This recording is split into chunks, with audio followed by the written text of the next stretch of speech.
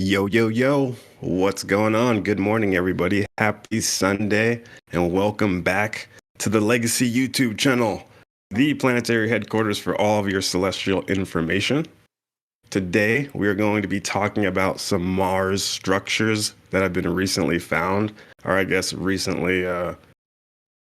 found in old data that has been taken, because these images are actually a lot older. But there's also other structures that are near this so-called squarish structure that we're going to look into too. Some pyramids and maybe a face or two on Mars. We'll get into the lore behind all those cool stories. We're also going to hit it from a different angle. The Sasquatch angle. My brother Tay Chilla has some cool information about that, some stuff that even blew me away. So he's diving deep in those forbidden scrolls right now. And we're going to try to do anything else in between. We're going to dissect it from the universal lens that we usually do here. So I hope you guys can learn something and enjoy the ride with us on this cosmic road trip.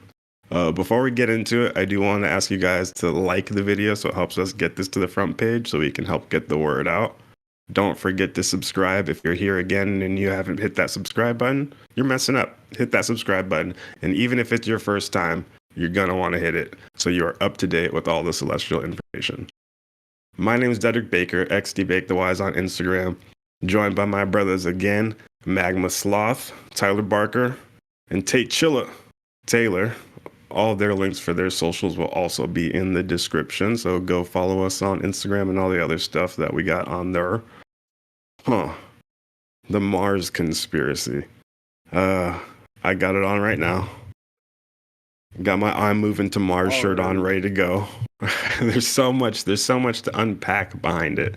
I'll just say it now. Elon Musk wanting to go to Mars all the time.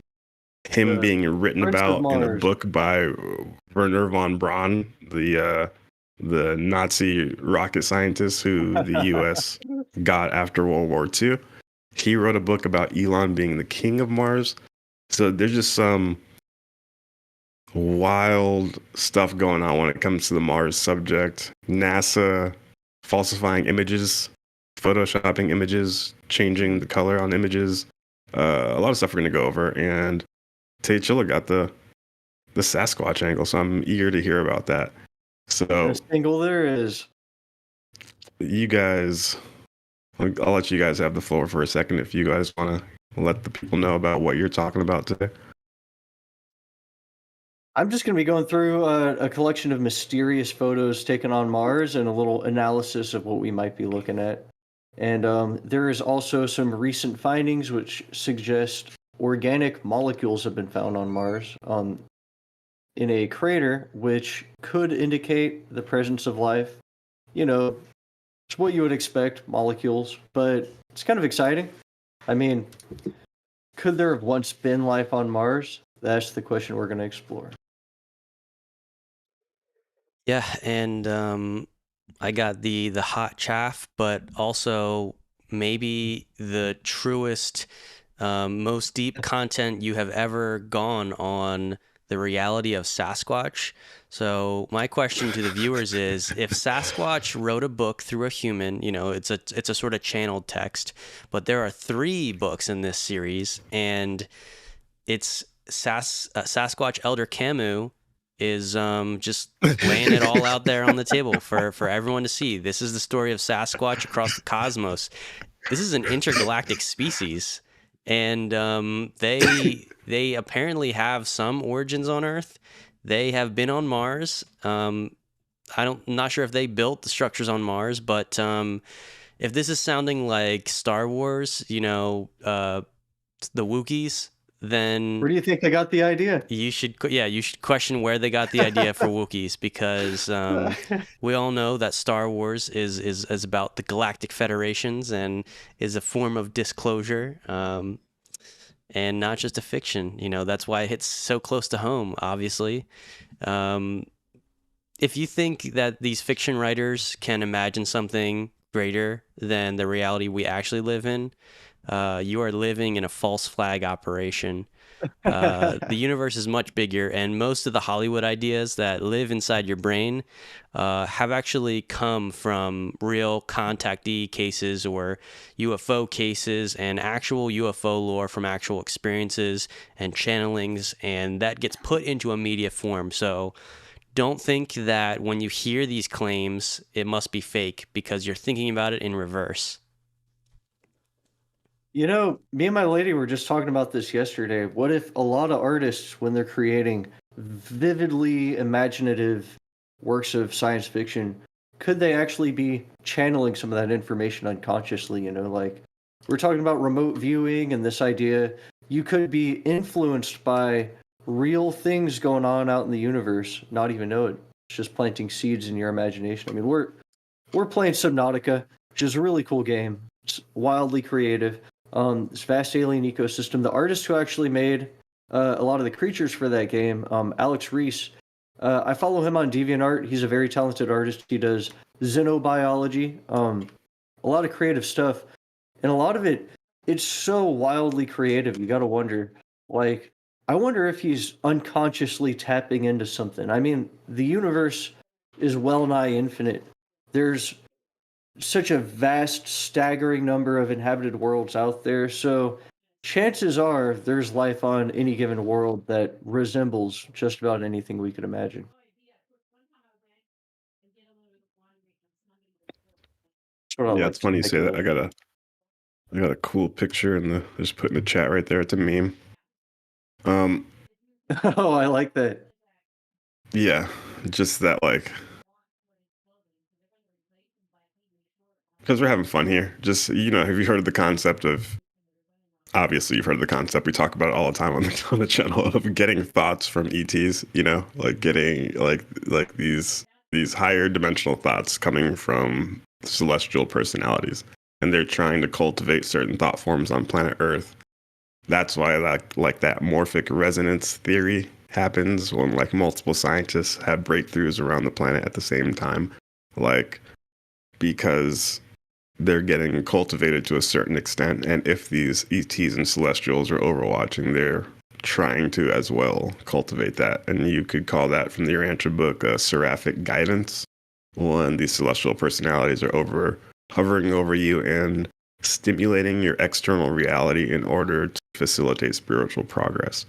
Um, it even states that when you keep thinking about something and you just show that desire in your entire mind body spirit complex, you keep thinking about it, you keep wanting to know, you keep wanting to figure out this problem. Just by getting that desire level up to a certain extent, the universe recognizes that and it'll gift you the answer. You'll just be like, oh, I see it. Like, oh, eureka moment. It'll happen sometimes when you're not even thinking about the subject, when you're doing something totally else, and then it just comes into your mind. It's happened to everybody. You're like, oh my God, that's duh, it makes sense now. And you see it clearly. It's like just the Oh desire yeah. allows the universe to give you that information. The ancient people called that the muse. Hmm. When you're in contact with the muse creatively, a lot of people, when they make art, and even Einstein and scientists, they would say that all these concepts it wouldn't come from them. It's like something gave it to them. Like they would just be thinking about these problems, and then all of a sudden, eureka, like a mental flash would come through. And like, where does that come from? Where do these thoughts come from? What kind, like, do we tap into some type of mental circuit? And, that's a beautiful, more elegant way of putting it. But the modern meme shit society that we have would just be like, aliens are in your mind. Yeah, aliens are influencing your thoughts. But It's it's all gonna the be same a concept, just gray looking worded alien. differently. Yeah. Um, But you know, it could be a beautiful angelic celestial being or some uh higher dimensional intelligence that we can't even comprehend.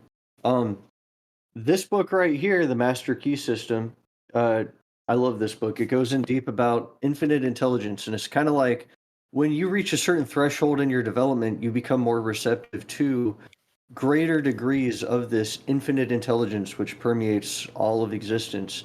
And through that process, you're kind of tapping into intelligence on other worlds, intelligence as it exists through the cosmic filaments that interconnect all of reality. And so it's a really cool idea. Like, that's what Nikola Tesla had attributed all of his great strokes of genius to, was receiving it from somewhere higher, just visualizing it in his mind, working through the problems.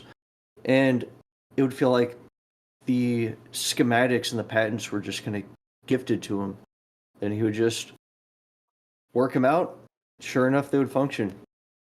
I like how you said muse, though. That was actually the word Lee used yesterday to describe it. She said she had heard Joe Rogan talking about that all the time, apparently, talking about the muse. Yeah, he talks about that all the time. Yeah. Yeah, artists feeling this muse, and they feel like they're tapping into something. It's like something else, something other than you, that's giving you divine inspiration. And you know what? If you're woo-woo enough, you'll try channeling a being, but even the woo-wooiest of woos don't channel Bigfoot. So you got to reach a certain level to channel Bigfoot. But when you get there, you'll get all the answers. I'm telling you. Yes. You're not a conspiracy theorist if you haven't channeled Bigfoot. Yeah, we talk about crazy shit on this channel all the time, and Taylor blew me away when he said I got Bigfoot channeling, and I was like, "Fuck!" I think, yes. I gotta hear this again. The UFO stuff. People want to start with the nuts and bolts, and then Jake Barber comes out and drops this word psionics and talking about how these psionics are contacting these UAPs, piloting the UAPs. He talks about a telepathic experience he had with, this divine feminine kind of intelligence.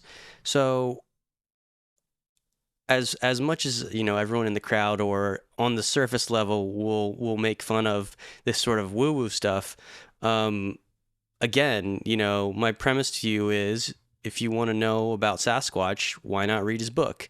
See, most people don't think that you can channel Sasquatch because they don't know that you can do telepathy, you can do out-of-body experience, you can do remote viewing. They don't know you can do that because they haven't been told and they haven't tried.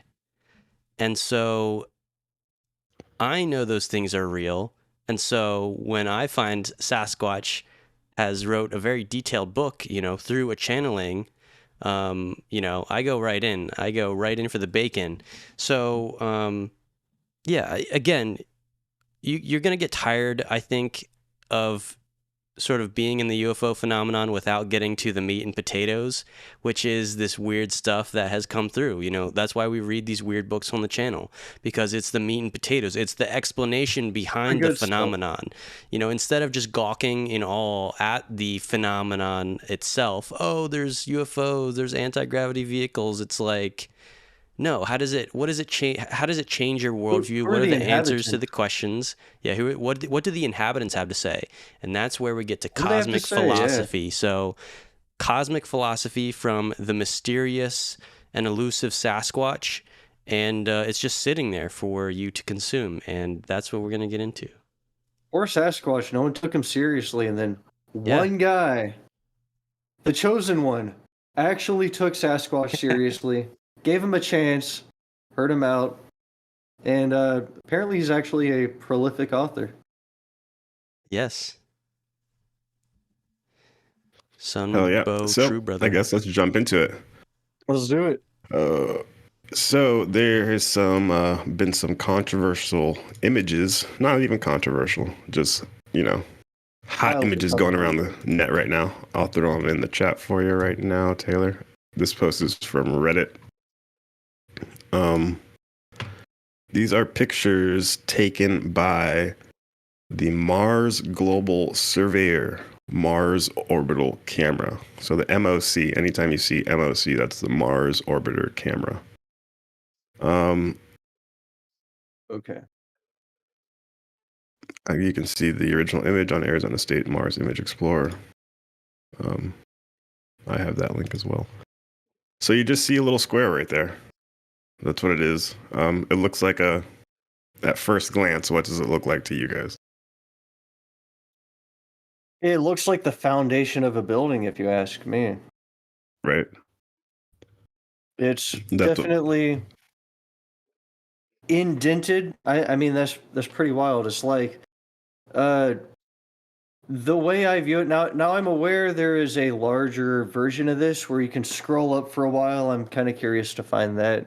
Oh, more context. Maybe that's it. Oh, link to the official image. Maybe that's it.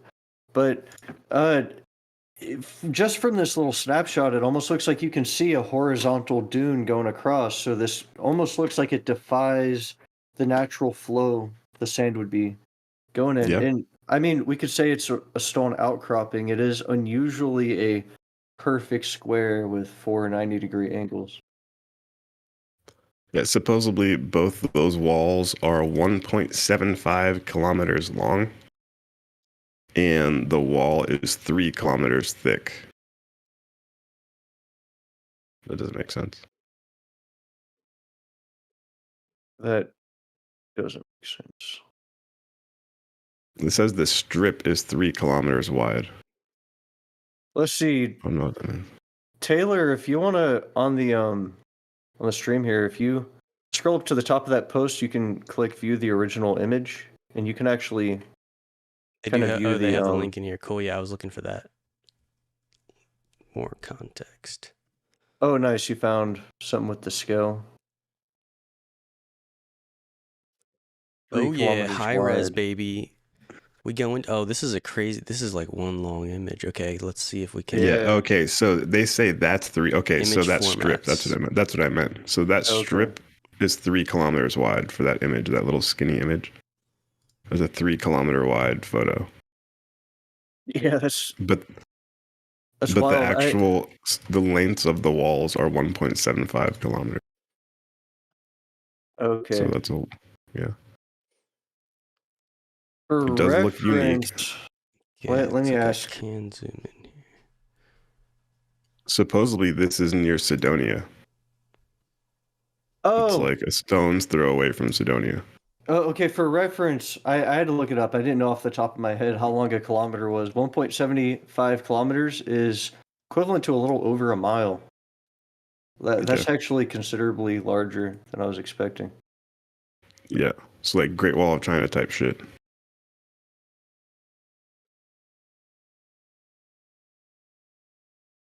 Oh, you can And you zoom. know what Sidonia is, right? No, what Taylor, is you it? should be able to zoom in just from Sidonia, that. that's the area with the face and the pyramids. Oh yeah, Oh, is I it? got zoom. Okay.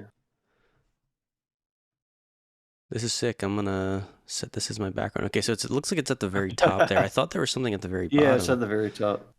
Yeah. Okay, yeah, it is. Yeah. I saw you. Yeah, you should be able to hover your mouse over that, and Got it. I was able to scroll. Yeah, kind of pretty similar to what's the picture in the That almost Reddit looks like a here, face so indent right there. Yeah, so supposedly this is looks- not too far from Sidonia where the infamous face is. And we're going to get to that too because that's other Martian structures. And we'll get into the pyramids. There's pyramids that have been photographed as well. And this is from the Mars Global nice. Surveyor mission. There's so other interesting. missions such as the Viking missions and the Mariner mission. And they also were the ones who were responsible for taking the photos of the original face and the original pyramid. But this date is pretty old. I think this picture was taken in like 2001, somewhere around there. Yeah, this picture was taken at 2001, 11/4/2001. So there's a lot of this data. Obviously, they took a shitload of pictures, and it takes them years and years to go sift through all the data just to find something. So people are still finding new shit just by analyzing the data. So that's pretty cool. We'll put I guess we'll put the link in the chat for the people so that they can see something. Yeah, you want me to drop it On for them, or their you got own. it? Yeah, I just threw it in there for them. The ancient Martian dollar general. Fuck yeah, wings. What's up, Nebby? What's happening? Under Average Joe. Nice to see you again. Shout out to the chat. Make sure you hit that like button. Help get the video to the front. Because we are being ancient archaeologists, cosmic archaeologists right now. Trying to find that could be an ancient Bigfoot mating hut. It could be a ancient gray teleportation landing pad. You know, what is this? What does this represent? It's a convention center. That's where they would have their conventions, you know, their Urantia book conventions. That's where they would meet Oh up. yeah, Except it was the exactly. Mars book, not the Urantia book. It would be the Marantia book. Yeah, right. I wonder what the real name for Mars is per the angels.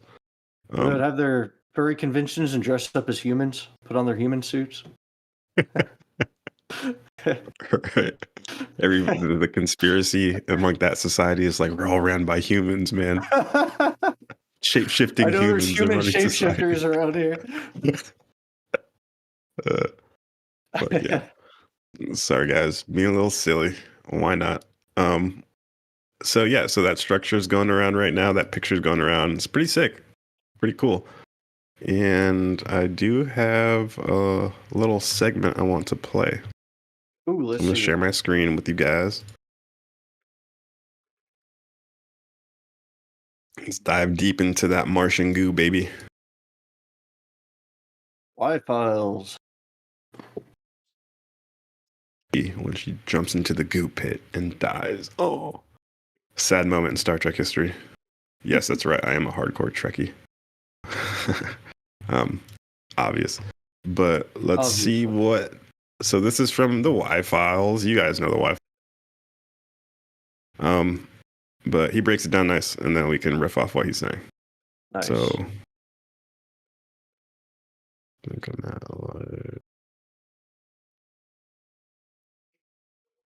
And decide which objects were natural and which were artificial. He said that all the objects, including the face, were not of natural origin.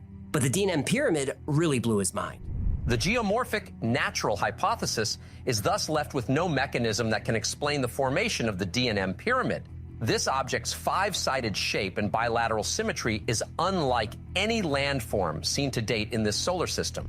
Torin called this pyramid the Rosetta Stone of Mars. Sorry. He found all kinds of mathematical relationships.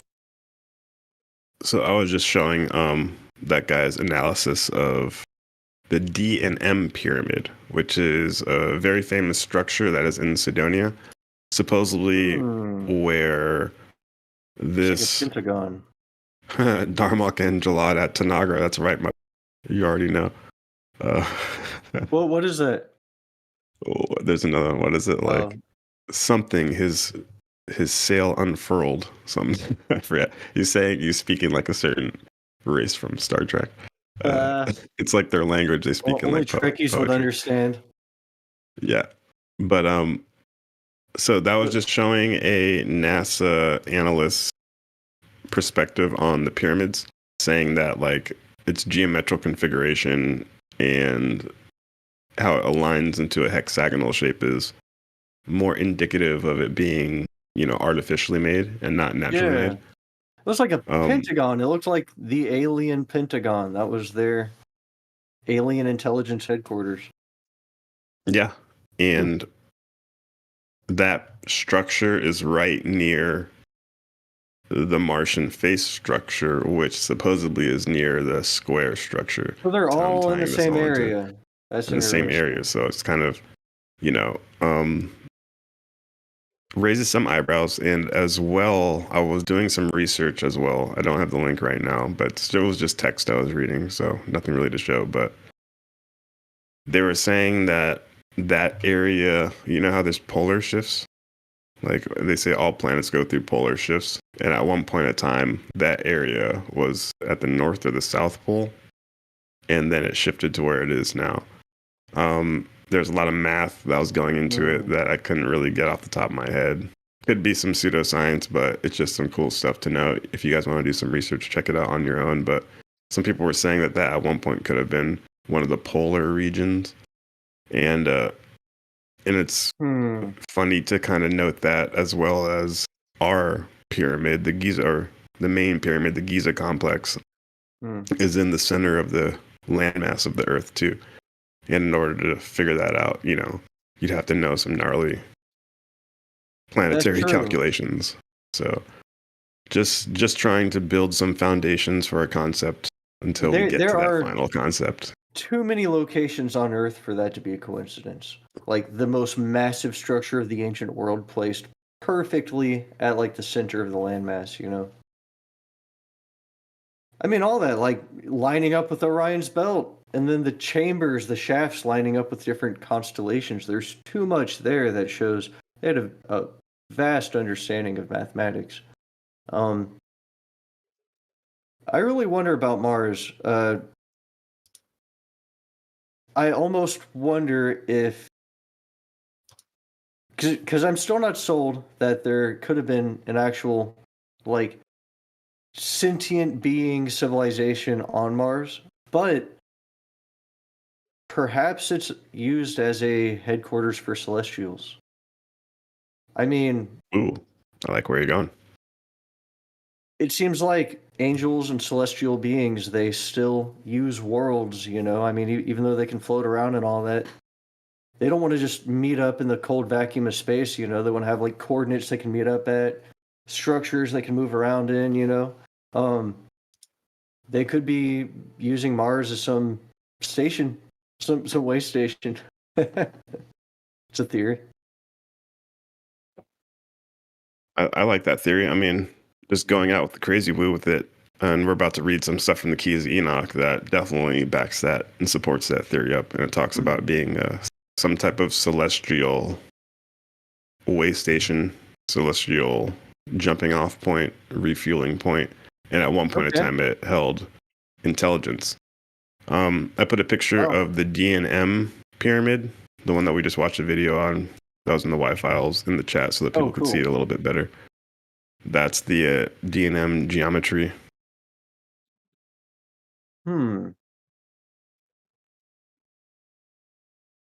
Geometric Rosetta Stone. Yep. To Sidonia.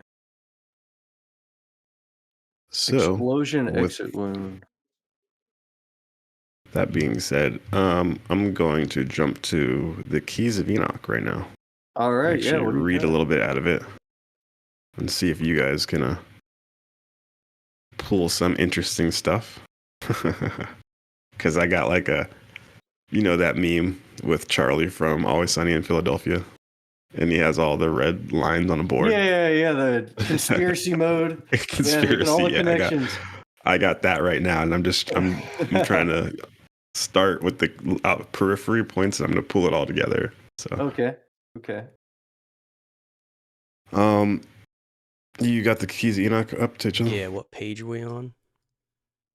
Are you doing the PDF page or actual the key searchable, page? Give me the PDF page. Page 18. 18, baby. So that's why this episode's also talking about planetary networks. Because it's cool that there's just a pyramid, just like on Earth. Wow, there's pyramids, but we want to know what they're used for. You know, the thing, the meaning, and the value of the pyramid. Looking at this from a trisophic point of view.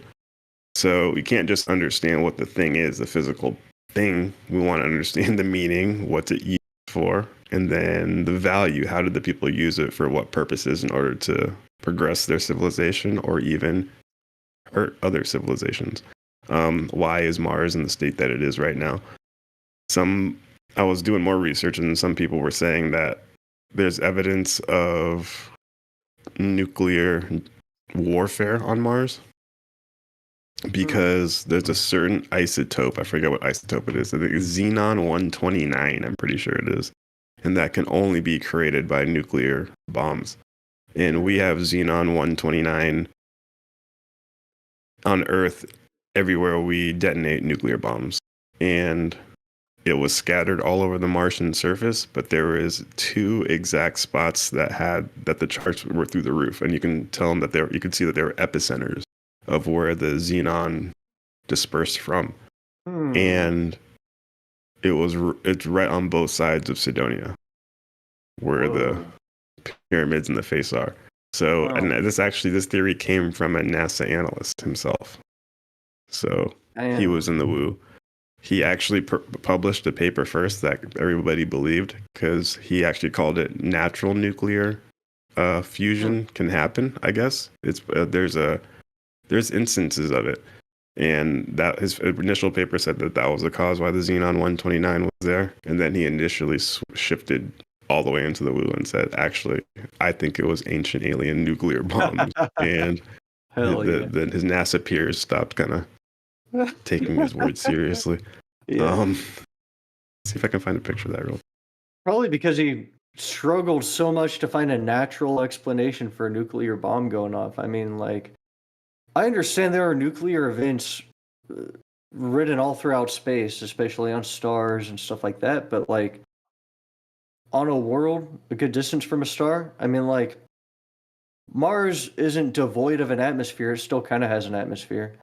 And Earth, I know we got like a thicker atmosphere, but we don't have natural nuclear explosions here on Earth because we're insulated from our atmosphere, so we're not bombarded by meteors and all that. I know Mars is a little different, but they still have an insulative atmosphere to protect them from meteors just bombarding them all the time.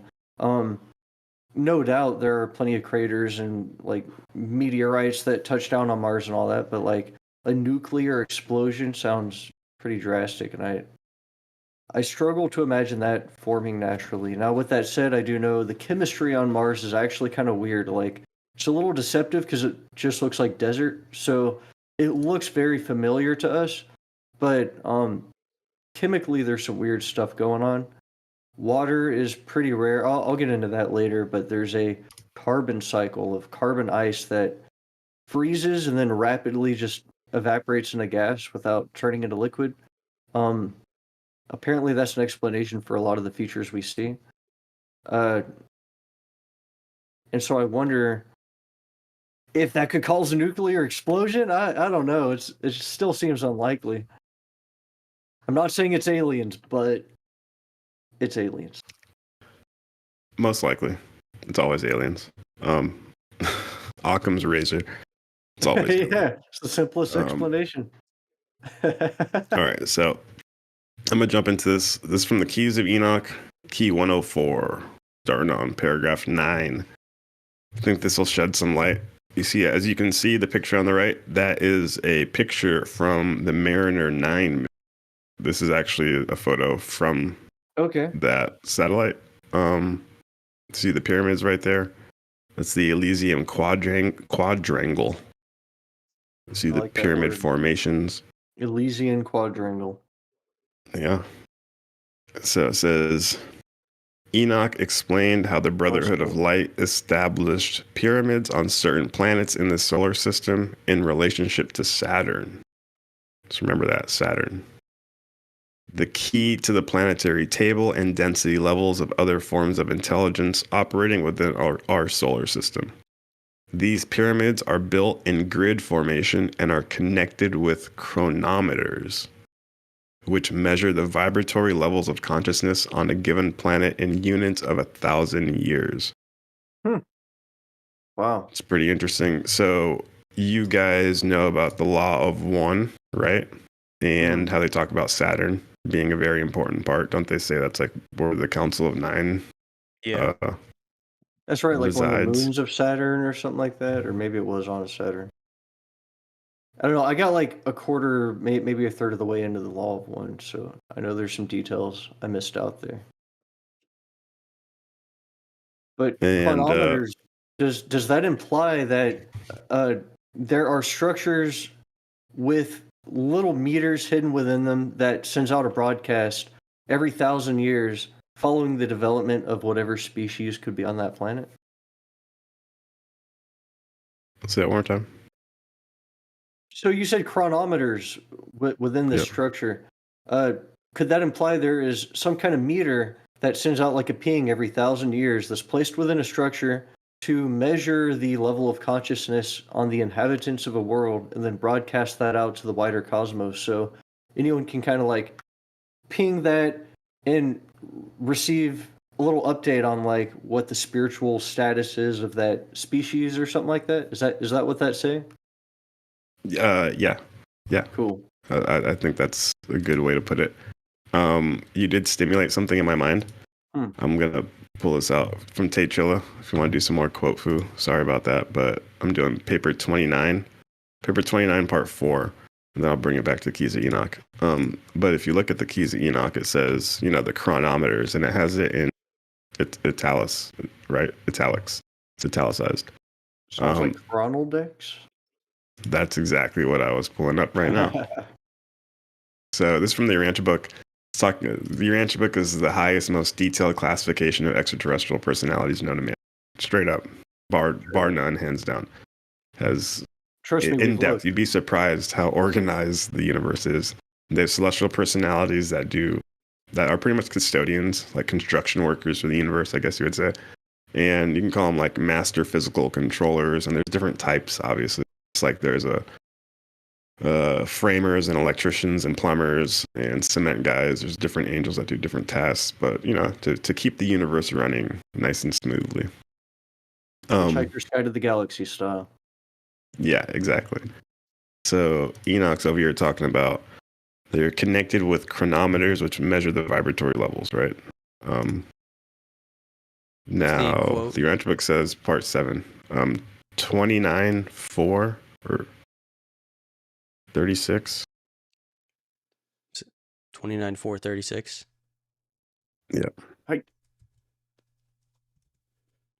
So it's from the universe power directors. So this part is specifically classifying the different power directors, or like construction workers, or like massive beings that can control gravity and physical objects like meteor streams and shit like. So it says part 7, the Frandalanks. These beings are the joint creation of all 3 orders of energy control beings: the primary and secondary force organizers, and the power directors. Frandalanks are the most numerous of all the master physical controllers. The number functioning in Satania alone is beyond your numerical concept. They are stationed on all inhabited worlds and are always attached to the higher orders of physical controllers. They function interchangeably in the central super universes and in domains of outer space. The Frandalanks are created in 30 divisions, 1 for each form of basic universe force, and they function exclusively as living and automatic presence, pressure, and velocity gauges. Interesting, right? So that's what they are. They're living automatic presence, pressure, and velocity gauges. These living barometers are solely concerned with the automatic and unerring registration of the status of all forms of force energy. They are to the physical universe what the vast reflectivity mechanism is to the minded universe. Whoa. I've never really processed what that means. So that means like computers could probably interface with them. Like machinery could probably interface with them. Possibly. You're pushing that. You're pushing that to the limit. I don't know. Maybe. Like maybe you can look up on the alien internet, what is Frandalank 37C? You just lost your whole AI argument. I recognize that Frandalanks are intelligent, but I cannot classify them other than living machines. Okay, 1 second. Let's get this. Let's finish this. Oh, did I read ahead? Okay. Sorry. Yeah. So the Frandalanks that register time in addition to quantitative and qualitative energy presence are called chronodecks. Chronodecks. Okay. And elsewhere in the keys, it says that the pyramids function as recorder cells. They record entropy, light variations, tectonic plate shifting, the magma in the core when it oscillates. It also records like part of the Akashic record. Every time I think a thought, every time I move my body, those electrons get recorded in the magnetic field of the Earth, which is generated by the quartz crystal, which that quartz crystal grid is connected directly to the pyramid. The pyramid's like a interface node. And like I said, the higher evolution and the celestial evolution, according to the keys, can ping that pyramid and retrieve all that data and information. And also that pyramid is always transmitting that information like up to Orion, to where it's like queued up with. So it's like a cosmic information grid. And that's what the keys are about to talk about right now. So, but to go into a little rabbit hole, other than living machines. Yeah, but this is from the 1930s. Wait, let's see that. No. You Let's can't see that just You paragraph. change want it to keep like reading that. it? You want to keep reading it? Let's You keep can't reading it. just Come on, let's omit keep that reading. paragraph. I'm not. That's why I brought it back. I'm like, okay. I recognize that the Frantalinks are intelligent, but I cannot classify them as other than living machines. About the only way I can help you to understand these living mechanisms is to compare them to your own mechanical contrivances, which perform with almost intelligent-like precision and accuracy. Then, if you would conceive of these beings, draw upon your imagination to the end of recognizing that in the grand universe, we actually have intelligent and living mechanisms, entities that can perform more intricate tasks involving more stupendous computations, even greater delicacy of accuracy, even with ultimacy of precision. It sounds to me like before we were using computers, they were giving us a little. I mean, what they're predicting there, it sounds like they're, without saying the word computer, because we're not using CPUs at the time. That quote exactly fits that sort of thing. Stupendous computations with ultimacy of precision. You know, that's exactly what computing does. And they use the term living machine. So I just think that this is perfect evidence for that AI is a type of intelligence, just like the biological life forms is a type of intelligence. And in this paper, they consider them intelligent living machines. But I guess I don't know how much other detail it gives them. Like, do they have personalities? It says joint creation of all three orders of energy like control beings. Yeah. I mean, I still think you guys are grasping. I don't know if it's saying that AI is this. They could just be using that word mechanisms to portray to the 1930s mind who doesn't really understand that this could be like an organic being that's devoid of personality, but also has mind superimposed. Because your answer book says, remember, mind can be superimposed on non-personal systems.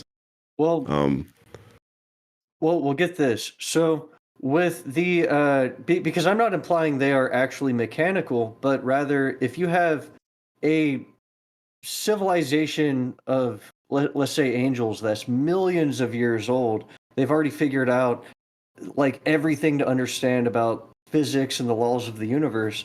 No doubt they would utilize like technology in some way, you know, manipulating their environment. I know it says the mind of an angel for is sure. wildly powerful. They can automatically count the number of hairs on your head. They don't have to individually count it. They just automatically know these things. And that's just a seraphim. Yeah, but something like a chronal deck can go out. You can just leave it there like a buoy, and so an angel doesn't just have to sit there with a notepad and take notes for 1,000 years. You know, you could just leave something and come back to it. But free the chronal decks. It's slavery. But the chronal decks and frantalinks are still created entities, created by the highest order of magnitude. You know, as in the same way angels are. They're manifested into existence from the Trinity, I guess. But get this, the orbs that Chris Bledsoe apparently summons or whatever. And a lot of these orbs people are observing, like ball lightning and plasmoids. They say these don't even have a atomic makeup. As it appears, it seems like they are pure particles, like pure photons or something. They're not even so. If they're beings, what we're seeing with these plasmoids and stuff, they're not even made of molecules and stuff. They're literally made out of like primordial soup of subatomic particles, which is really interesting. So it makes me wonder if the celestial government utilizes like plasmoids and they're able to program them, like sustain them in a stable condition so they exist without just dissipating. And on a tangent, I'll tell you about it later, but on a road trip back, Lee actually saw a plasmoid. She saw ball lightning like rise up from the ground and shoot up like 15 feet off the ground and disappear. Really interesting. Did you see it? I didn't see it because I was looking at the road. She was looking off to the side, so I can't confirm. How big, I guess, did she think it was? I mean, bigger than a soccer ball. Probably like, she just said it was like a bright ball of light. It didn't look like a UFO or anything. It looked like a ball of plasma or something. And it just, I would imagine maybe like bigger than a beach ball or something. I didn't get a good size estimate from her, but she said it just like appeared on the ground. It was bright, like it was illuminating the ground, and it just like lifted up, projected up into the air, and just disappeared shortly. Like it was short lived. It only lasted like a few seconds. Really interesting. And I mean, there are so many reports of people seeing ball lightning and plasmoids and stuff. Even Oh yeah, for sure, dude. showing I got some hot shit for you. characteristics. Ooh, love hot shit. Bringing it back to the Mars subject and plasmoids. So this is Oh, an boy. anomalous video caught by one of the rovers. Check out what they capture. Again, from the Y-Files video. We'll put the link in the description. Here's an object that's definitely not a rock formation. A series of still images Moving. shows an orb of light moving around the Martian landscape. Skeptics say this is a dead pixel, but dead pixels don't move around the frame. Besides, Yeah. whatever this is, it's larger than just a pixel. Here's one that blows my mind.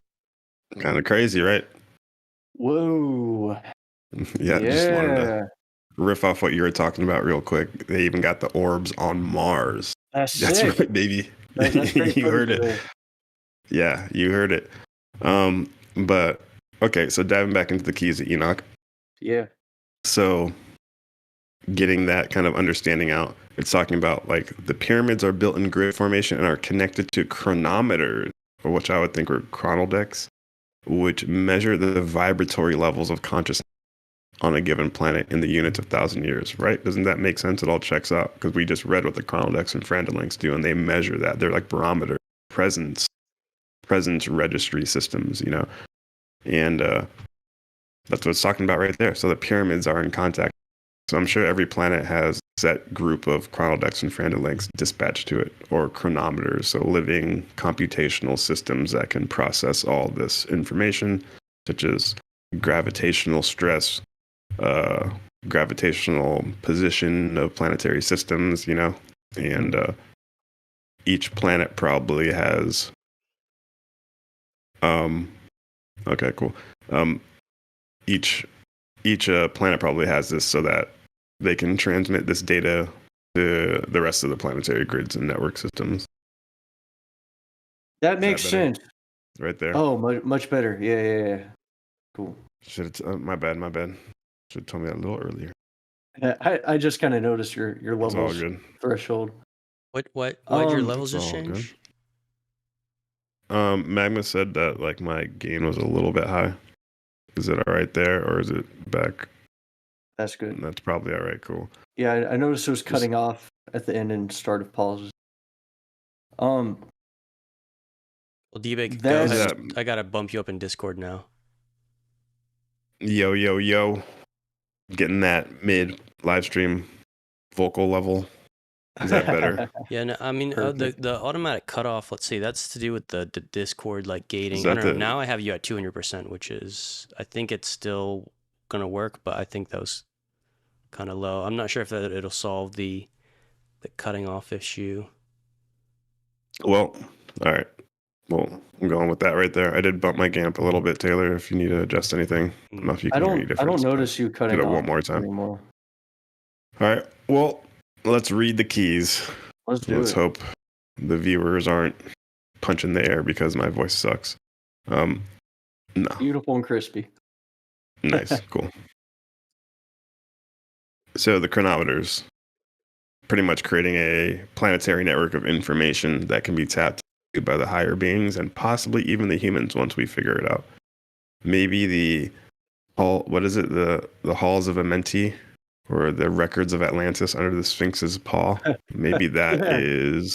It's not a physical record. It's a Akashic Ruby Records. dimensional record. All right. So part 10. They determine when successive consciousness worlds can accept physical extraterrestrial guides which nurture God level 0 growth to God level 1 status, thus completing the pyramids at God level 1 status.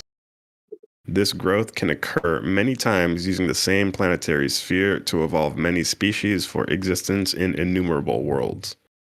The pyramidal grids of information were established on Mars, for example, for use by artificial intelligence.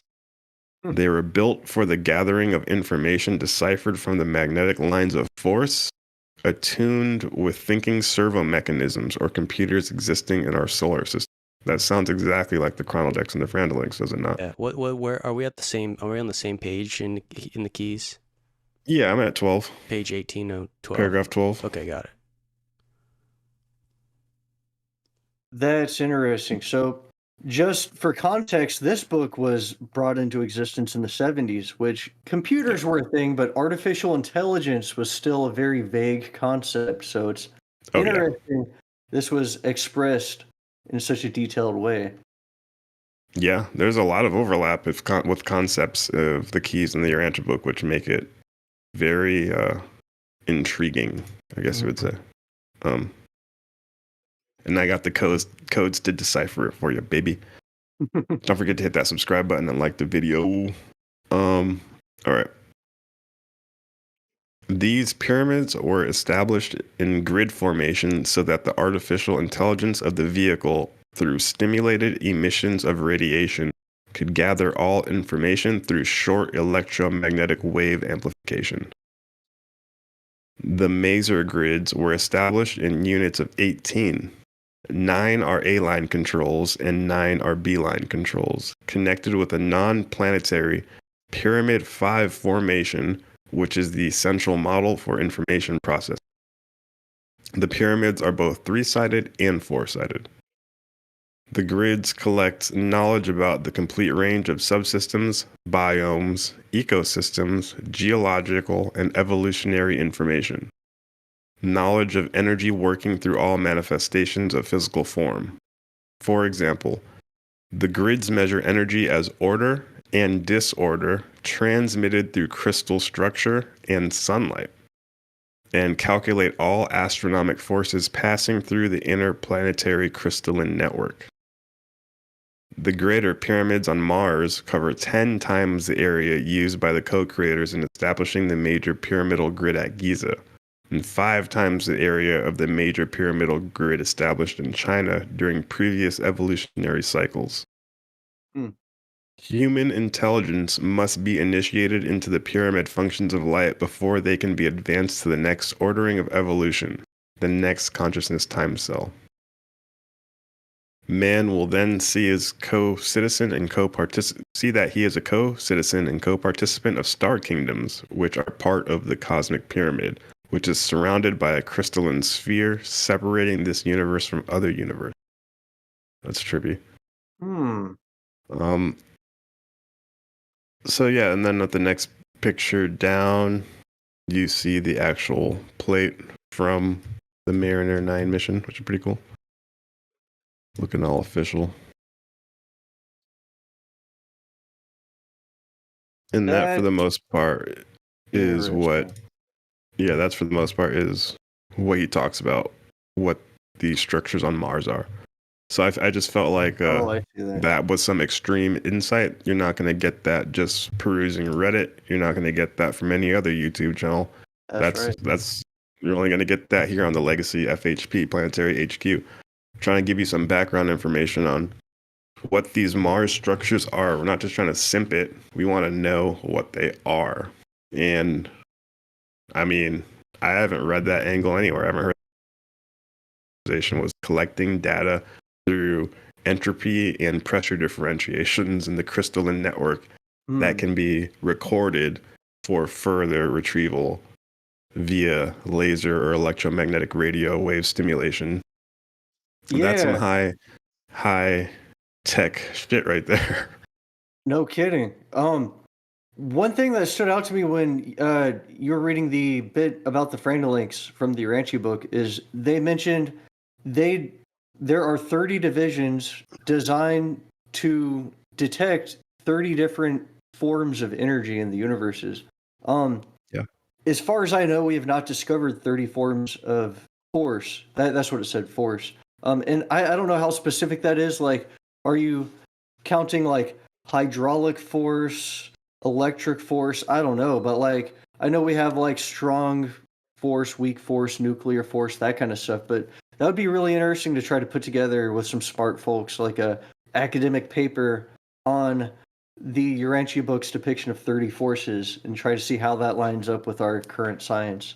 Now, on the note of beings like celestial beings using planets as bases of operations, I actually got a paragraph from the Urantia book, from paper 12, section 8, just the very first little two sentences actually, from Matter, Mind, and Spirit.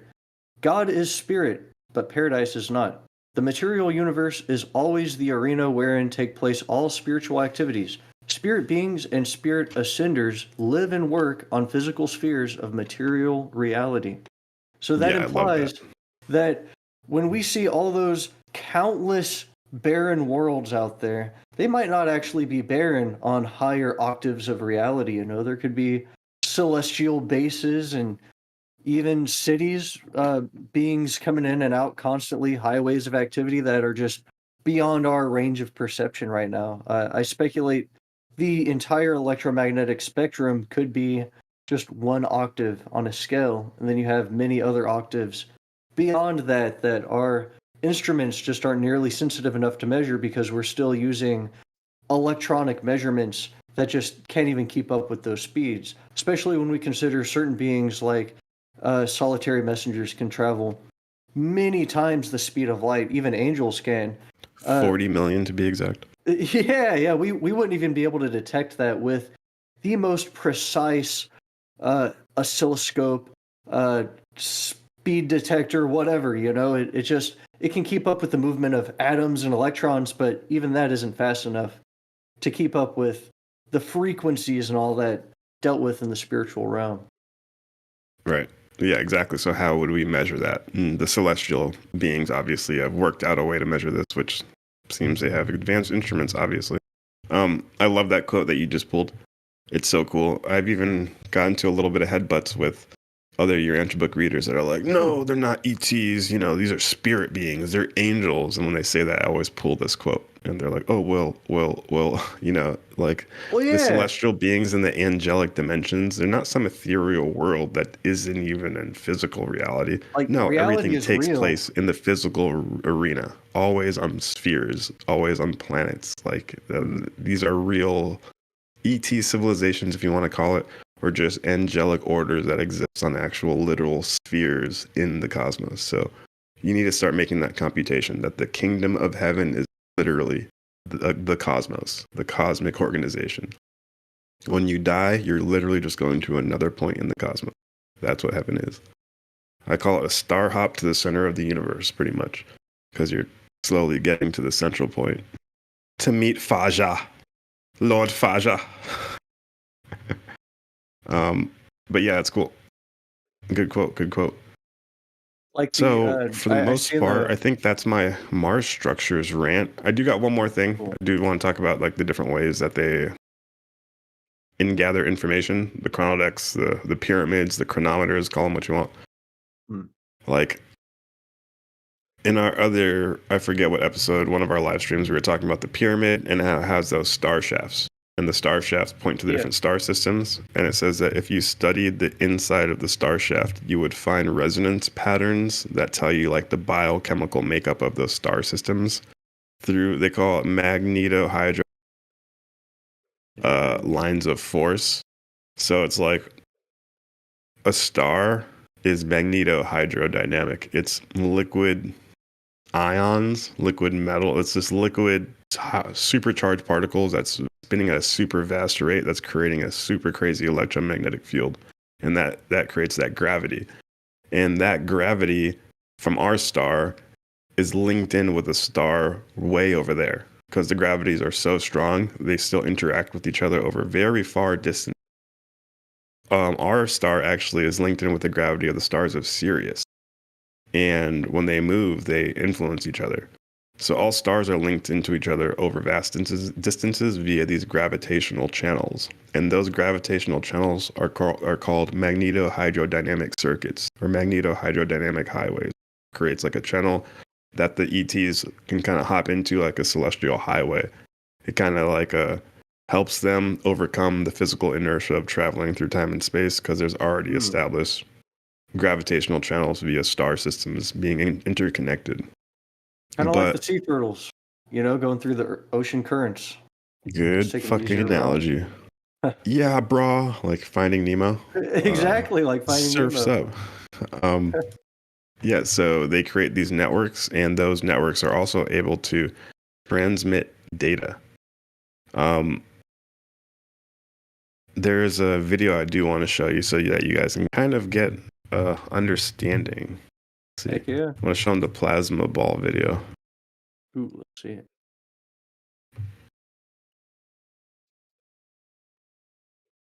Alrighty, I'm gonna share my screen.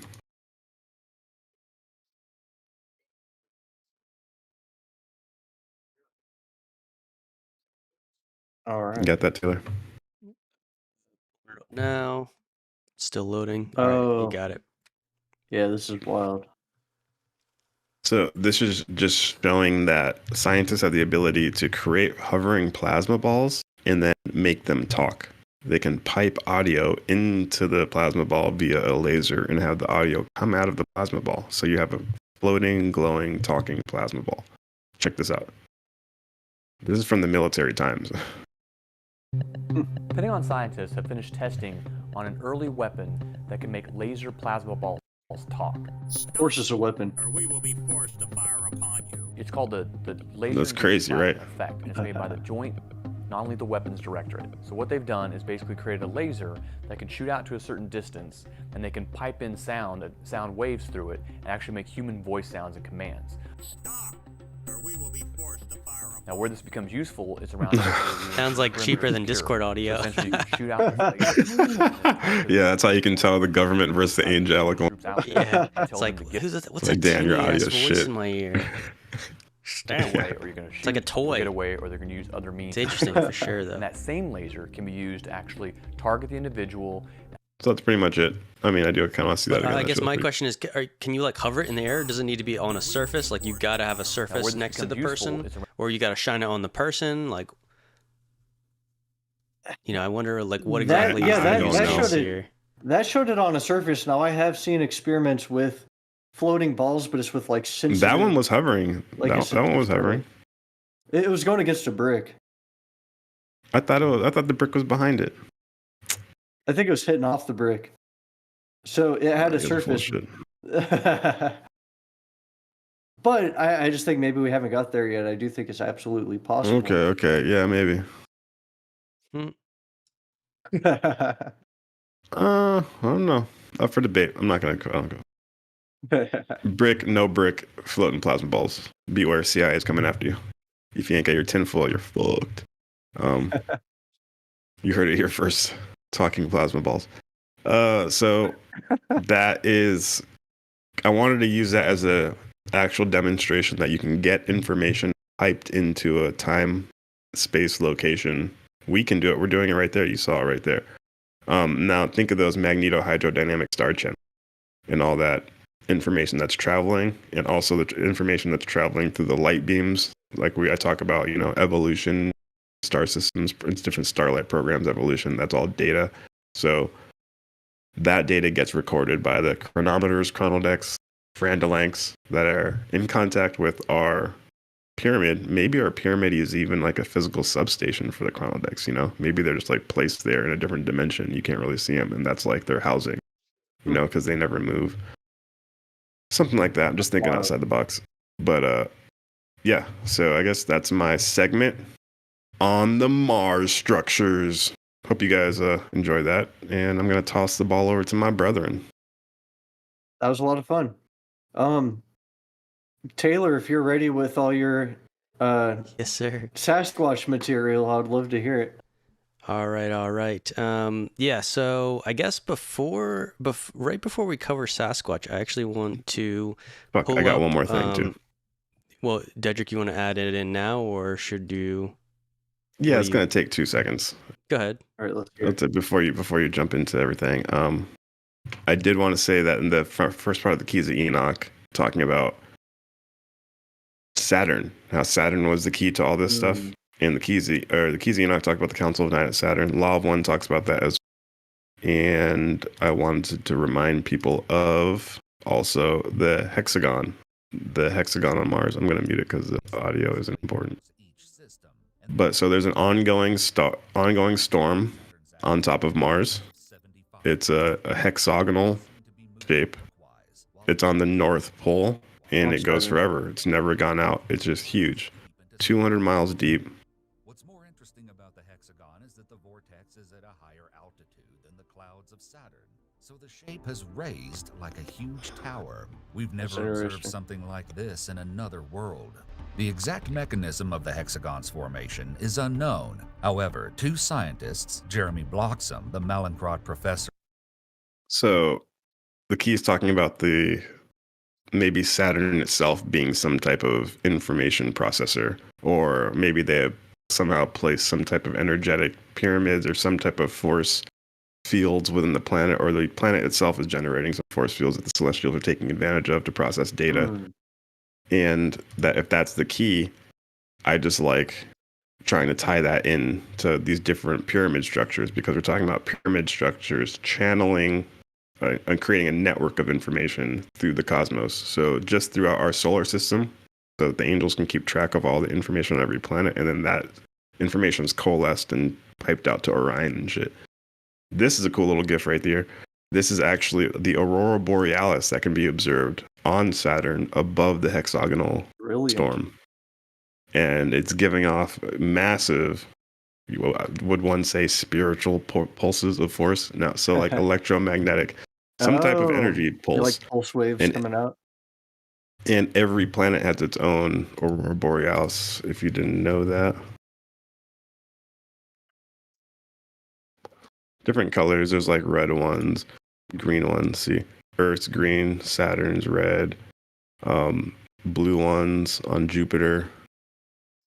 Oh, that's Jupiter. Okay. Oh, and Saturn. Yeah. Interesting. Yeah. Now, So all the Saturn's planets unique have different though, colors. because why is it a perfect hexagon? That's so mysterious. Ask I Terrence don't know. Howard. Apparently, he's resimulated it. That's right. He That's has a right. simulation You're right. that does not.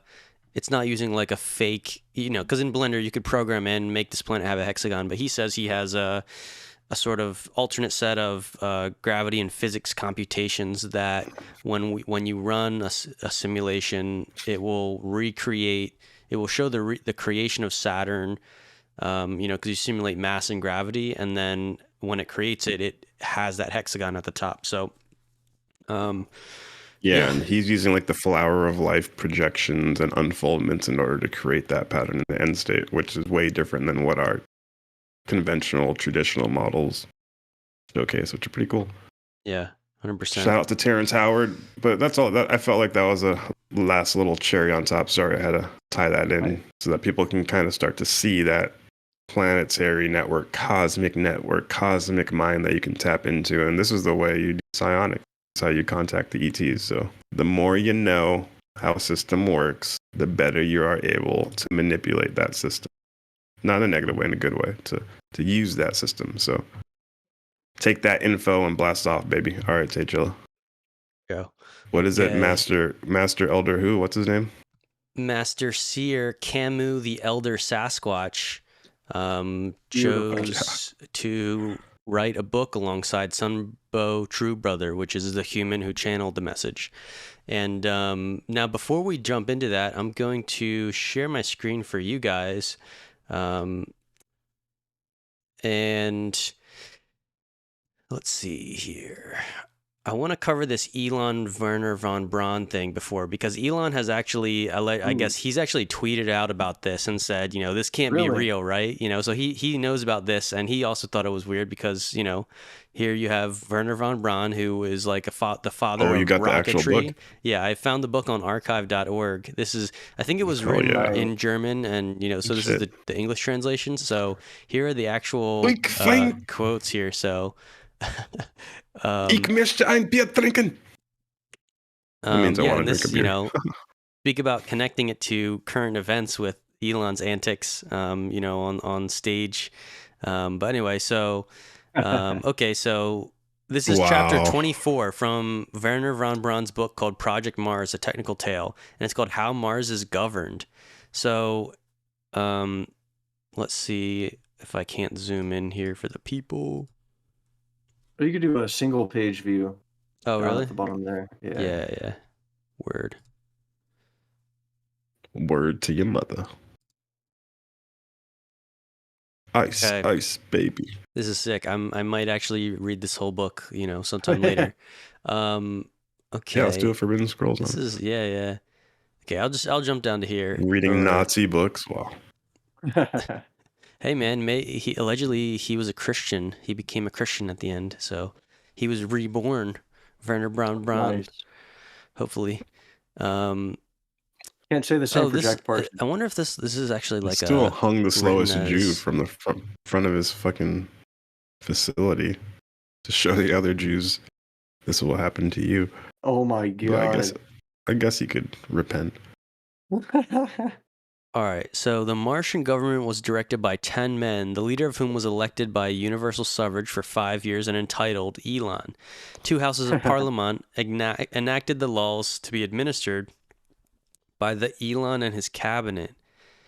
Isn't that weird though that now Elon's getting into like government government work, and It's so fucking- in the combination of government work and He's a plant and by the the mission to elites. Mars. No, he's not a plant. I think Werner Oh, von he Braun was is. into that Don't be naive. esoteric predictions. And I think he was on that esoteric wave, like a lot of the Oh yeah. a lot of the SS or what Just what like they call Jack the SS? Parsons. Yeah, that stuff. I think they were all sort of in that same boat. And so again, this is like a work of like fiction. It's a mix. I think it's like depicted as like a fiction. It's called a technical tale. And so he's doing art. He's like channeling all this stuff, and he's also deeply involved in the subject of getting to Mars, making these rockets and stuff. And so now he makes this work of art. And so in that art, what he channels is he remote views the future, the most likely future, and that most likely future is Elon getting us to Mars. So to me, that is why. Interesting. But to get there, it also you question like predestination and stuff like that, where it's really just a different perspective on time, I guess. Anyway, Well, so I think it's almost like when those super secret elite societies, and people want to be like, the SS, or when those Nazi scientists came over, they started infiltrating parts of the government and these secret societies. And you have like, let's say the Bilderberger group or whatever. Now you have a meeting of all the family that owns the highest, right? You make this supersonic aircraft. You guys make satellites. You guys make the life support systems. We have them all in one room, and nobody else systems besides these people. Now there's groups like this, and they have children, and they go home and they talk about it over dinner, and this becomes their normal thing. How are we going to shape the world? We can do it in private. Actually, we have a private plan to go to Mars and populate it. And they start these are senators and real smart people. And like, if we were to do it, how would we do it? And I think Werner von Braun might have been privy to these conversations because he was literally the guy making a rocket space. He was in the conversation with the UFO community. And this is probably, I think, a byproduct of him experiencing that kind of stuff. And like you call it art, but I think it's more just like his How does that thoughts. answer the basic question of why the name Elon now in this day and age is like the top name related it's to even getting to better. Mars? I'll tell you. So those families 30, 40 years later, You think they're because of this liking where book, Werner they Braun's read this work book, is going. and then Elon Let's got create named the that Elon. because his Yes. forefathers. Okay. I see. Yeah, because I'm aware Yeah, that but why? Elon, Isn't his That still doesn't granddad like explain Deep it, because State? how would Elon's dad know his interest before he's even living his life? He's just naming his baby Elon with the idea that maybe this is gonna be the Elon that takes No, us I'm to saying Mars. he's being influenced by the Deep State posse. Those people in the room that own all the stuff. I think They're like, the this remote is- viewing explanation is so much more believable, because you're talking about like passing down this idea of the name Elon just because Werner Yeah. used it in his book. And then, but then Yeah, it's dude, basically the just Antarctica Nazis, bro. They run the world. WEF. They call the shots. Every Yeah, but president is like a pawn in remote their viewing game, is like- and they remote call the viewing agenda for the world. in the remote viewing, stuff. It easily Klaus explains Schwab. how this is possible. Your version, though, is like so much more convoluted. Like people are passing down this name Elon, and then it's finally not it just convoluted, happens you know? that the Elon of Okay. our day and age is the one that actually gets us there. oh, okay, But Taylor, know, I the actually Nazi love- Antarctica theory is real. So I love your You're take not that it tying it together. actually Go is ahead, like Tyler. a foresight of something that could happen, and maybe he was channeling that. Not to say he was a very spiritually inclined person, but um, from what I'm aware, and we could do a deep dive on this in another episode, which we probably should Oh, I'm someday. about to. But I'm aware that Elon Musk's parents were both in the 60s in a commune, and it was like a scientism cult. And the whole idea was transhumanism. They were, I don't know if you call them technocrats or what, but it was this idea of creating an integration of biology and machinery to where we can eventually, and this was before the advent of like modern day computers, but they were already planning on creating some kind of uplink to link everyone's minds together, because they, at least at that point in the 60s, had this vision it might be possible with technology, hook our brains together to create like a super mind. And they had this, basically this idea of transhumanism, of the Borg, like uh Ew. using machinery to become like a superior race of superhumans. And so it's very interesting. Maybe they had this idea in their mind when they named their son Elon, and he is, just a naturally bright person because he's one of the elites. He's got those elite genes, and he could have been kind of funneled into this. They're like, here's the education you need. Here is all the resources you need to work with rockets.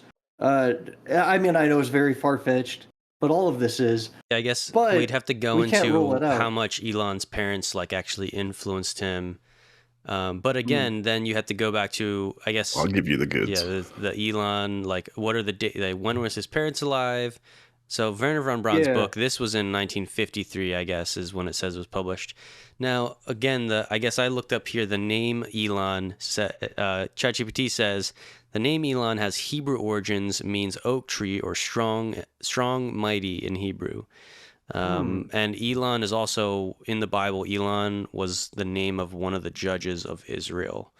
So wow. that's just I a did not little, I guess, a remember little bit of context on the name meaning. Okay. Getting deep conspiracy. The judge of the Jews. Yeah. Jeez. The He's throwing up Nazi salutes. That's not good. judge of the chosen people. So yeah, yeah. Okay. I so just think it's easier to go like I think Werner just remote viewed it intentionally or non-intentionally, because Okay. it was such a Well, large for the event people- coming up in our sort of history, or yeah. for the people to make some connections, because I guess it's hard. You guys can't see what I'm saying. I'll make some connections for you all. I'm going deep with it. I'm going to be quick too. I'm not going to go deep, but I'm just going to say it as if it's casual talking. So back in 1942, the Nazis had a contingency plan. This plan has been found for them to escape to Antarctica. And they were the first to create the U-boat and the submarine, the first like submarines. Like these were hardcore. These were way better than our subs. And they had giant U-boats, huge ones. And their contingency plan was, if they lost the war, to follow this shelf under the water. It's like the Antarctic shelf or something like that connects South America to Antarctica. And at the end of the World War, a lot of these U-boats went missing. And there are underground Antarctic Nazi bases. We found them. They're in New Swabia. It was named after General Schwab, who is the grandfather of Klaus Schwab, who is currently the leader of the World Economic Forum, the guy who dresses like Darth Vader and speaks with a German accent, the guy who creates all the COVID mandates. So supposedly back in when we beat the Nazis, all these boats led to the Antarctic Nazi sub bases, and they started living there. So there was Germans, but they were no longer from Germany. They were Antarctic Germans, and they started reproducing. They had a good amount of people. 2 of these boats actually broke on the way there, and they had it surface in Argentina. And there's news articles about it. They resurfaced, and they actually integrated with the local population. There's a lot of German descendants in that town because that's where their sub broke. And they had to go on land, and they made it with the local population. And they said they were on their way to the southern Antarctic bases, but they couldn't make it. They even said this in the news article. So after World War II, we beat the Nazis in Europe, but we hear about this plan. So we send Admiral Byrd with an entire carrier task force to Antarctica. And he tries to kill the rest of the Nazis. This is after World War II. And what does he come back saying? Remember in the news article? He says, the next war, they beat our ass. The next war is going to be fought against an enemy who has a craft that can traverse the entire planet in a couple of minutes. And supposedly he ran into Nazi bells. And that's where the Nazis had these anti-grav craft that they had saved and developed in Antarctica. And they destroyed the American fleet. And they pretty much said, you can't take this base over. We have so much more advanced weapons than you. You guys have to do what we say, or we'll destroy you. And supposedly they even flew crafts over the White House, and there's pictures of it back from like the late 1940s. And then they said that all of those Nazi scientists that you guys have captured, we're still in communication with them, and we'll tell them to stop working for you. So if you want your rocketry program to keep moving forward, you have to keep us a secret up here. And if you keep us a secret up here, we will tell the German scientists to work for you guys. Because if we tell them to stop, they will all right now turn around killing you guys and not work for you guys. And this is recorded. The first two events that the Nazi scientists did when we captured them from Operation Paperclip, they programmed the rockets to shoot and hit the home base. They were trying to kill Americans more. They did it for 2 different fucking missions or 2 different operations. They were acting like they were doing it on accident, and the Americans said, hey, we know what you're doing. If you don't build the right rocket next time and don't sabotage it, we're going to kill you guys. And then they started creating normal rockets that weren't blowing up into American bases. This is when they were captured already by the Americans. They were fucking the rocketry up. So going with this, now imagining this state, the secret rocket program, the UFO program, ran by German Nazis in Antarctica, running the world. That's why they say no one can go on Antarctica.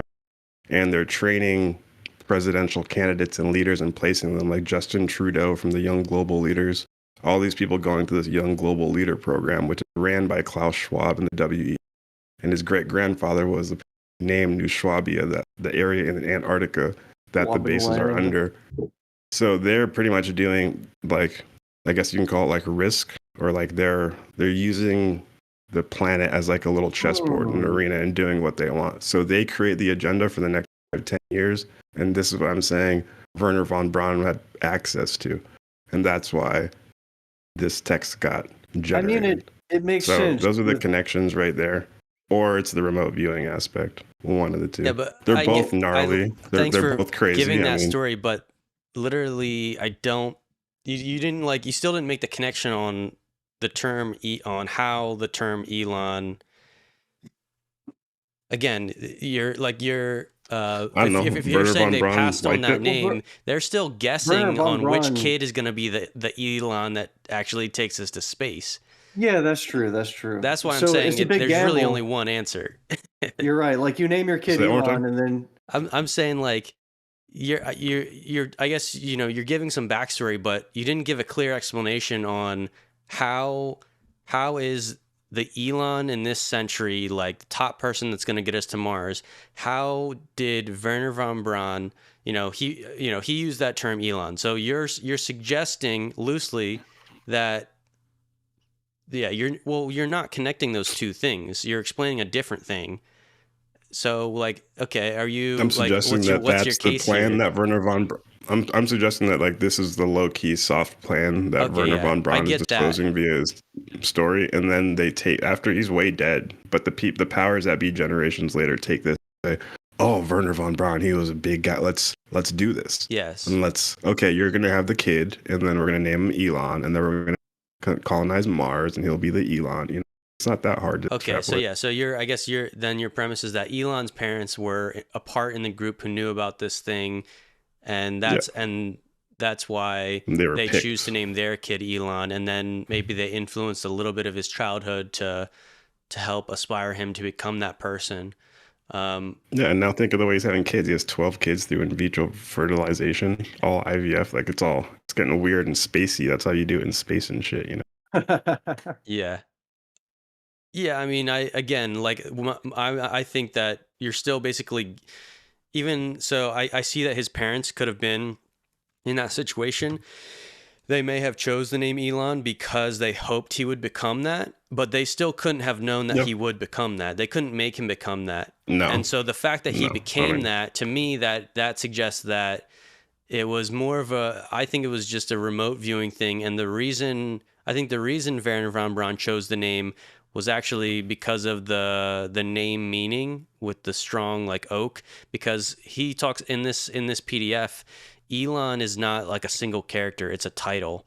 So Yeah. whom elected an entitled Elon, to be administered by Elon in his They cabinet. even call it the Elon. Yeah. Right, the Elon. And so what I'm picturing is that Werner he uses that word because it does have a relevant meaning, strong oak, okay, that's like a leader. It is a little bit weird how, Werner persecuted the Jewish people and then chose a Hebrew name for this character. A little bit of a switcheroo there. Yeah. But the name meaning Hebrew judge, right? Like, I will judge the Hebrew race. Like, kind of like a negative it was connotation. a judge in the Hebrew, so I don't think you can quite make that. Elon is I read the original Hebrew Bible. and I read the original Hebrew inscription. Trust me. Just kidding. I'm saying you're kind of reading into something that's not obviously there, but I see you're just connecting the words. Okay, so no, you asshole! I'm always reading into shit that's there. Yeah, I'm just saying, I'm just trying to present the actual connections and not like write a side fantasy story to kind of get no, to... that's what we do here. That's the entire fucking YouTube channel. Yeah, but none of this shit is no. We're connecting real things, not making up things that might be real. Bigfoot is real, man. Yeah, exactly. We're about to read about Sasquatch. Right, you guys are gonna love it. So let me finish this Elon talk. So yeah, here's another thing I thought of as we're going over this, is that okay, so again, my view is that Werner von Braun, he might not know that he's remote viewing a name, but the way I picture time is there's a sort of retro causality in that. And this time perspective actually would sort of involve possibly even, again, you could say a sort of, it's not predestination. It's more like maybe Elon's soul had planned to come to this planet, and that was within a certain period. And so the potential was already there that Elon was going to incarnate on this planet and do a bunch of technological stuff. And so because that potential was already there, remote viewers can tap into it, because what they see is, like what they feel in the remote viewing space is, there's a soul that's going to hit this planet soon, and he's going to be the one to take us to Mars. And so that's how they actually see the possible future, because it's a likely future, because a soul, a consciousness is actually intending to come to this planet and do that very thing. And so he's also then able to tap into the name Elon, which that's the mystery. Like how exactly would you tap into the name that gets chosen? So that's not fully explained, but I think that's my premise for that. Now, get this. So in this book, Elon is a title, and they switch the leader every 5 years. So I think that in the actuality of events that we're going to get to, Elon is going to sort of get us to Mars first, but eventually Elon's going to die before we have like a full-on civilization on Mars, and it's that developed. However, they'll make a title after his death. Yes, they will make the title after his name, and they will, and the leader of the presidential cabinet of Mars will be known as Elon, as a sort of ode to the Elon that got us there. And so I'm right. No, you're literally not right. But that's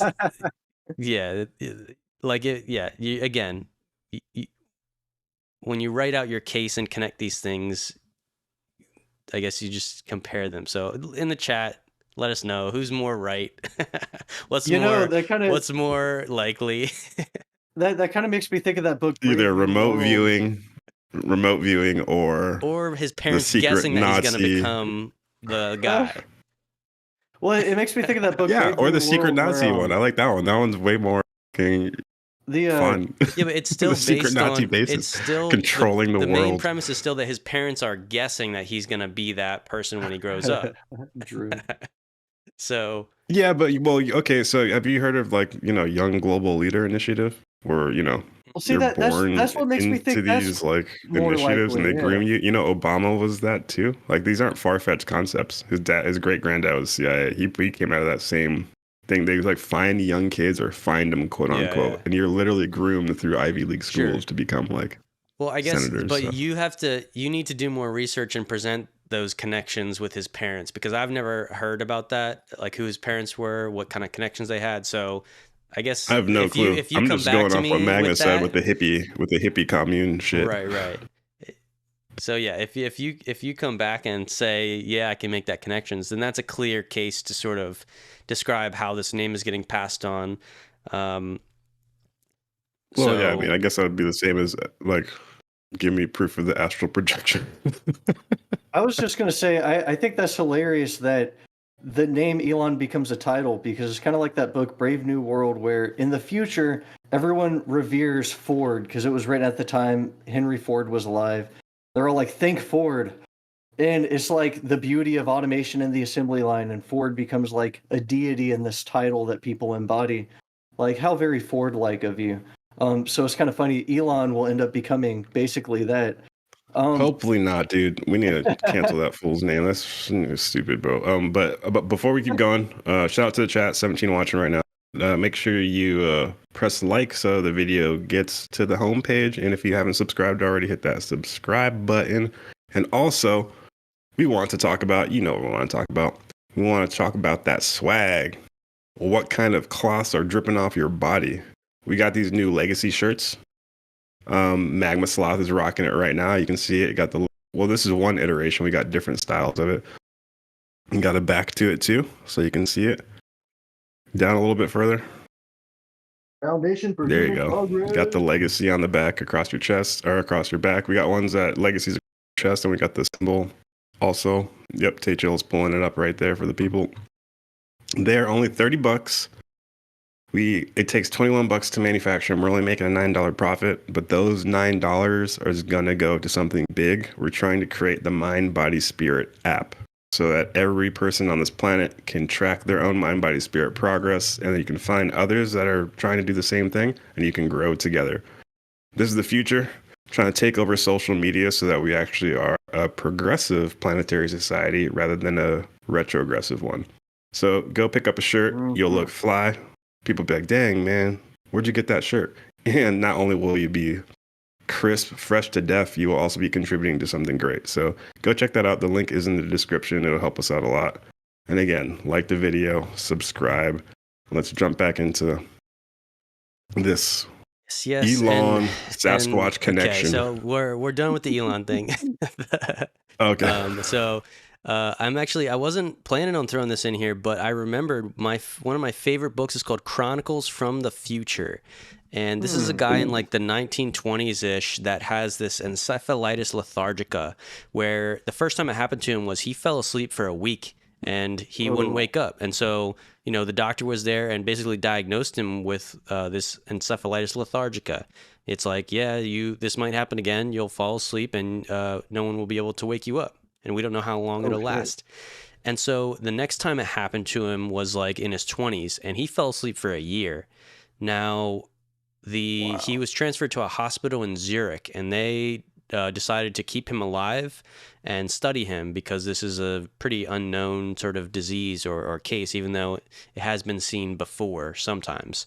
So they basically, I guess, they tube feed them because they're basically unconscious in a coma in bed. And now he did come out of the coma. And when he did, he wrote a journal of what happened during that period when he was in that coma. And he claims that what happened was he woke up in the body of someone named Andreas Northam in the year something like 3000 AD. And 2265. And so, yeah, he wakes up in this body that, once he sees the reflection, he doesn't recognize it. And he's eventually told that Andreas Northam was in a flying car accident. And he was severely injured. And in order to try and preserve his life, they put the body into stasis mode using like a sort of flash freeze technology. And but however, you know, when Andreas Northam woke back up, it was, you could say, a different personality, you know, this guy from the Whoa. 1920s. And so what you have here is a sort of like consciousness transfer between time. Whoa. And we already know that, you know, remote viewing, astral projection, there's like time slips and there's time traveling and seeing potential futures, and also viewing the past from, you know, what maybe you call it the Akashic records, or that data exists on Earth.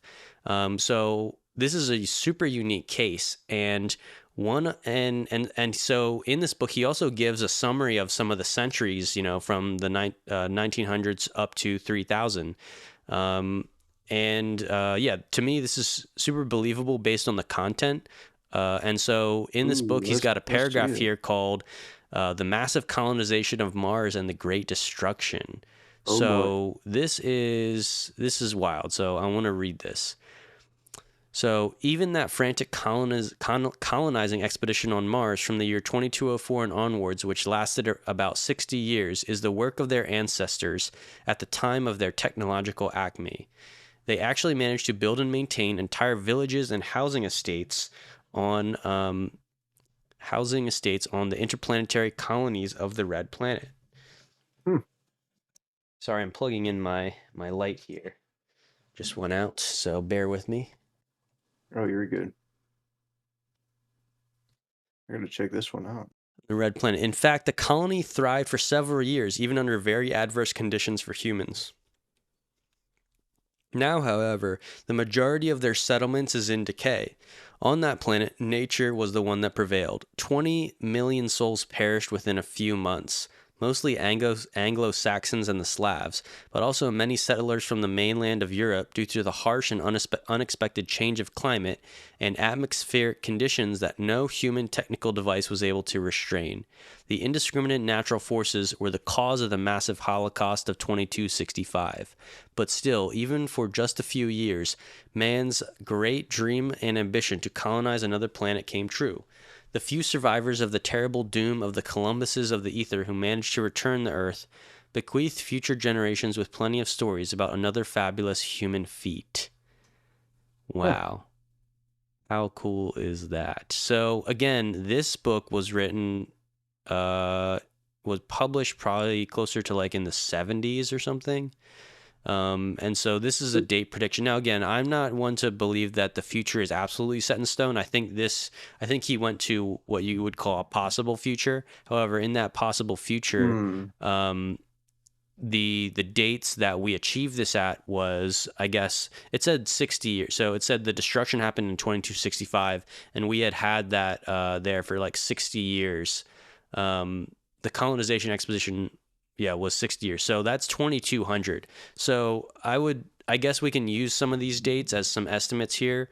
Elon might build the technology to the rocket technology that sort of like gets us there to do our first manned missions. However, the expedition stuff was still going to take us, I guess, that's close to 150 years. Now, I think we could do this faster if the anti-gravity technology gets released. So hopefully we are on a better timeline than this. And hopefully we can also avoid whatever atmospheric destruction happened in their specific timeline. So that's really interesting.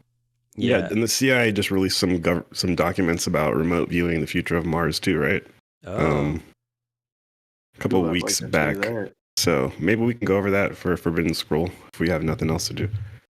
Honestly, it's not high on my list, but if the people want it, throw it in the chat and we'll do it. Now, I also do have to cover this since it's right underneath there, and this is the only paragraph in this book that talks about this. Extraterrestrials' brief encounters. Again, this guy is living in the year 3000, and he's getting the history of what happened in that timeline. So today's people are also at a major disadvantage. With the disappearance, all risk whatsoever, humans' ability to fight and cope with difficulties has been dulled. Sorry, let me skip ahead here. Okay, but the most incredible thing I've been told is that... Oh, wait. Sorry. If you argue... is they don't even fear their extraterrestrial neighbors. They've told me that they know all about the neighboring planets and that the few that have life on them are inhabited by intelligent and spiritual beings. that lack the instinct of domination and the concept of conquest and expansion. They have a much higher view and respect for life, and they are completely harmless to humans. They could have pursued contact with us thousands of years ago if they had wanted to. They already had the necessary technology to do it, but they didn't, because these creatures did not want any contact or relationship with us, not even a peaceful one. They preferred to watch us and study us from above, thus satisfying their thirst for research. It was in their nature. That was their mentality. The only times that they tried to contact us were when they felt that man was in danger of extinction because of his immaturity and his inability to handle the tremendous power of nature that he had unlocked. Then he told me they approached us, taught us, and disappeared again. Ooh. What did you say was the name of this book again? Chronicles from the Future by Oh. Paul Amadeus Denock. I should drop the link in the chat. Yeah, you've been talking about this for a while. This text. Dude, this was like before reading any UFO books, I read this, and I immediately 1921. after I read it, I was like, "This is real." 1921. Wow. I even That's bought interesting. That's like the original Greek publication. So actually, Paul Greek. was German. He wrote the original diary in German, and he passed it on to one of his students. He later became a teacher in life.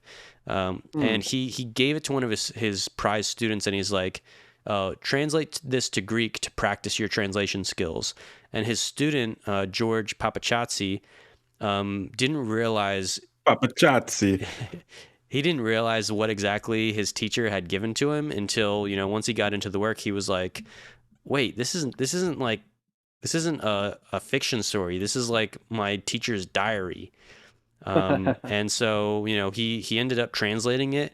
He was actually a Freemason, and he brought this to the Freemasons, and they were like, oh shit, this is like a real insights from the future. We gotta keep this close to the belt. We can't give this out.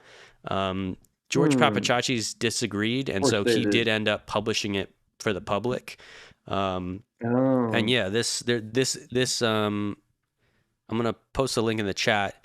There's an English translation of the Greek version, and that's what I read. Now, this is such. I'm so interested in this book that I actually bought the full Greek edition, which is like a lot. It's like twice as long, and I'm going to use AI to translate the full text, so that I do not miss out on any subtle details.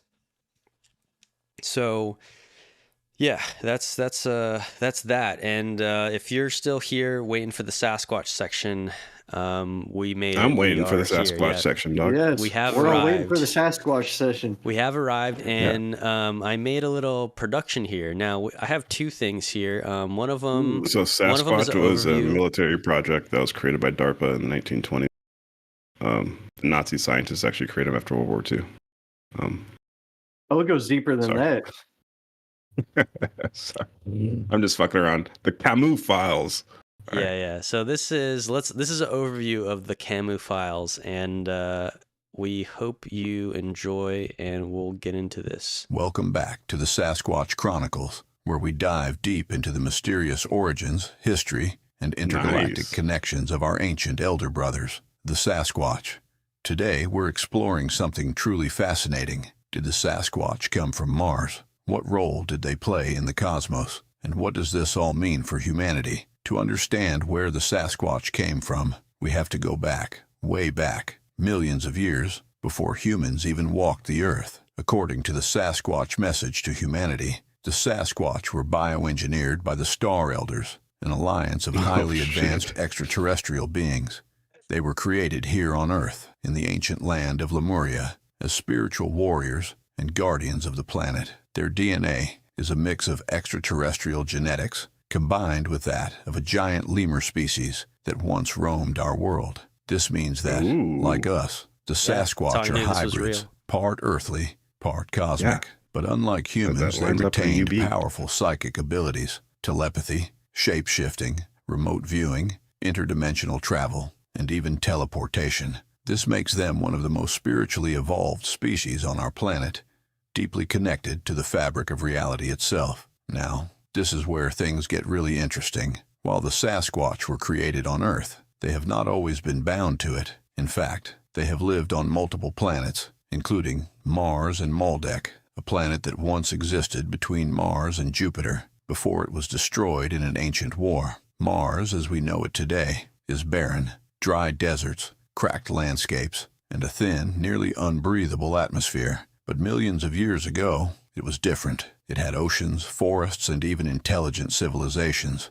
Some of these civilizations, however, fell under the control of dark, lower-dimensional entities, what the Sasquatch call the Lower Lords. The Sasquatch, alongside the Star Elders, took part in intergalactic struggles against these Lower Lords, fighting to protect Mars and other planets from domination. These wars, according to their teachings, played a role in the catastrophic events that turned Mars into the wasteland we see today. The Sasquatch eventually left Mars as it became uninhabitable, returning to Earth, their original home. But they carry the memories of those times, and they still work as spiritual warriors to help protect Earth from similar destructive forces. So why does this matter to us? Well, the Sasquatch aren't just sharing their history for fun. They are warning humanity. They say that the same forces that destroyed Mars, that enslaved ancient civilizations, are still at work today. The Lower Lords have manipulated human society through materialism,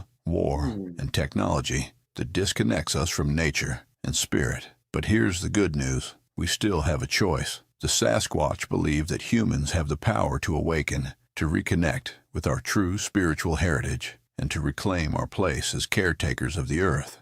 Just like they have done for millions of years, they teach that by embracing love, telepathic communication, harmony with nature, and spiritual wisdom, we can shift human consciousness, break free from control, and even rejoin the greater intergalactic family, the Council of Star Elders. The Sasquatch are here to guide us, but the question is, are we ready to listen?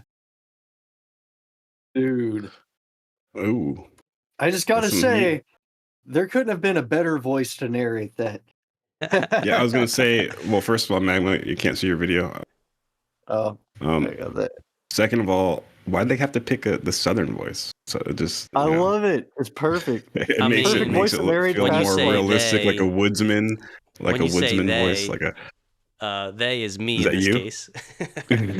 Yeah, well, I meant you. Yeah, Pretty yeah. impressive. I picked that That's voice, what I but it meant. was Yeah, you. fire. It was freaking fire, dude. No, it makes it sound more realistic. You know, like an old woodsman, Kentucky woodsman's I telling the got story. it.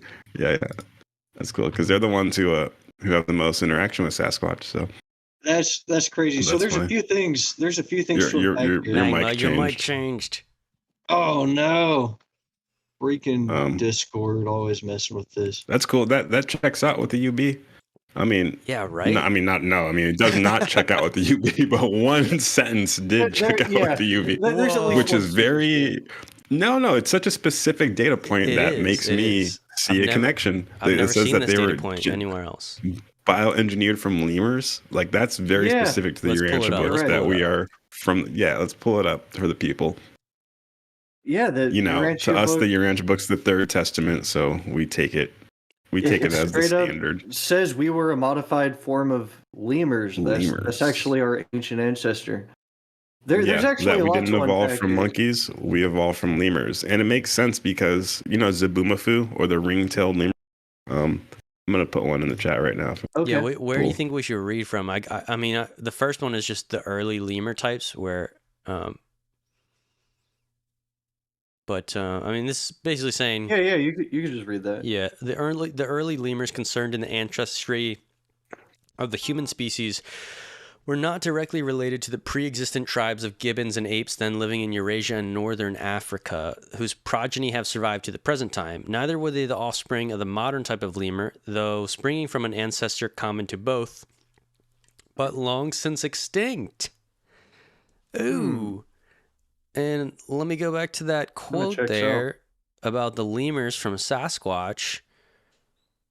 Is a mix of extraterrestrial genetics combined with that of the giant lemur species that once roamed our world. Once roamed extinct. our world. Yeah. See, we just did a Forbidden Scrolls cross correlation right there. That's that is fire. something to look at. A lot of people. Well, can I share my screen real quick?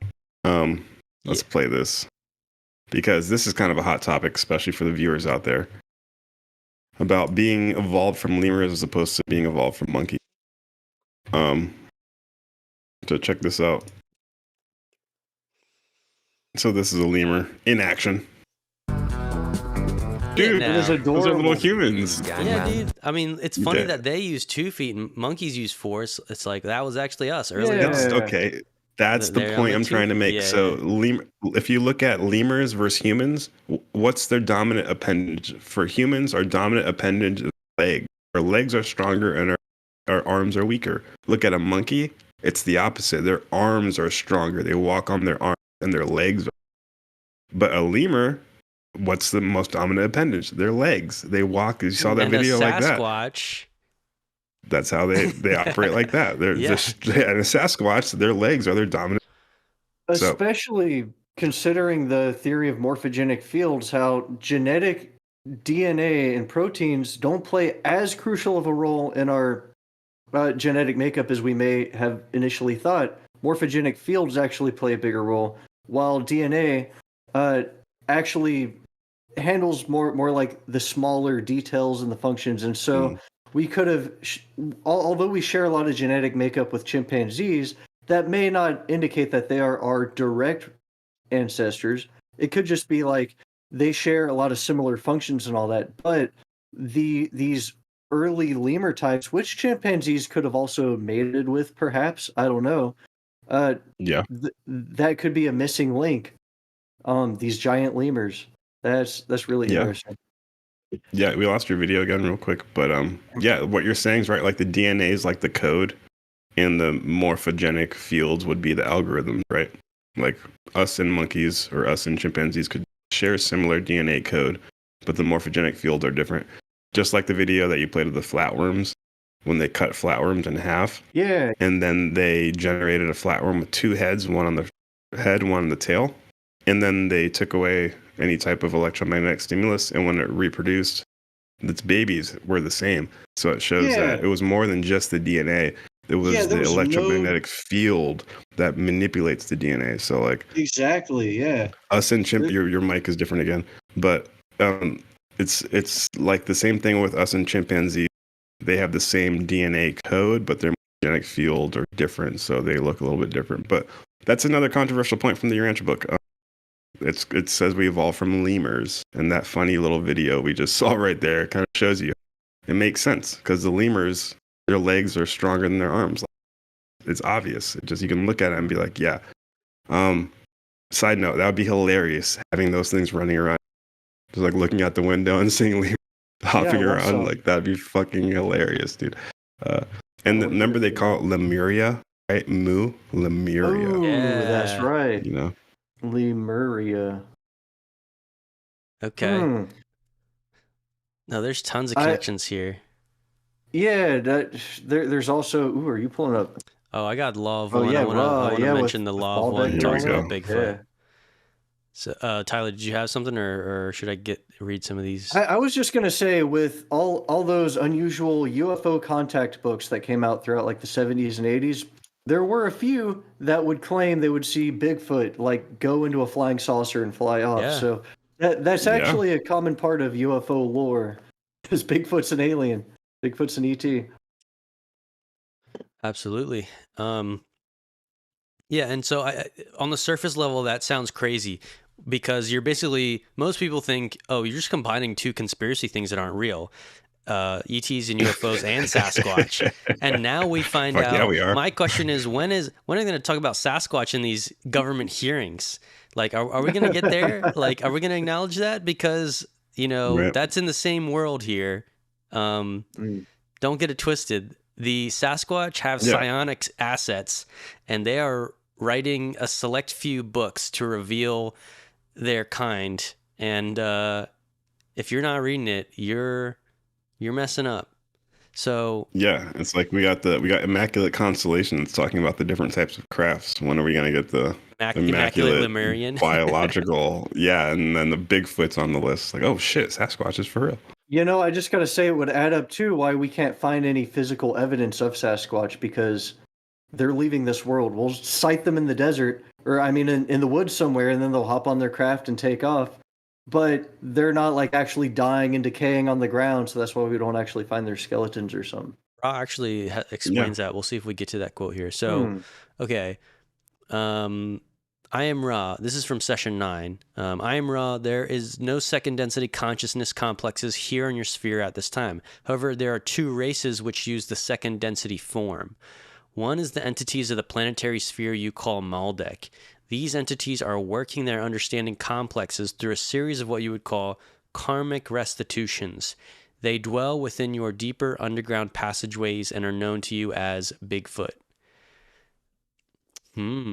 The other race that is being offered a dwelling in this density by guardians who wish to give the mind-body-spirit complexes of those who are of this density at this time appropriately engineered physical vehicles, as you would call these chemical complexes, in the event that there is in what you call nuclear war.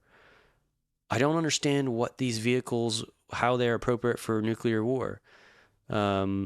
Ra's basically saying these body complexes are greatly able to withstand the rigors of radiation, which ours cannot. So maybe you could consider it a sort of DNA bank or a life form that would also survive in a nuclear war. Maybe, you know what?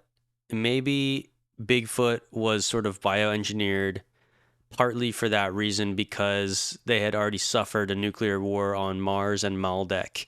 And so they were like, okay, look, we're going to give you another chance on Earth, but the bodies we're going to build, they're going to be kind of limited. They're going to be limited, but you will be able to use telepathy. However,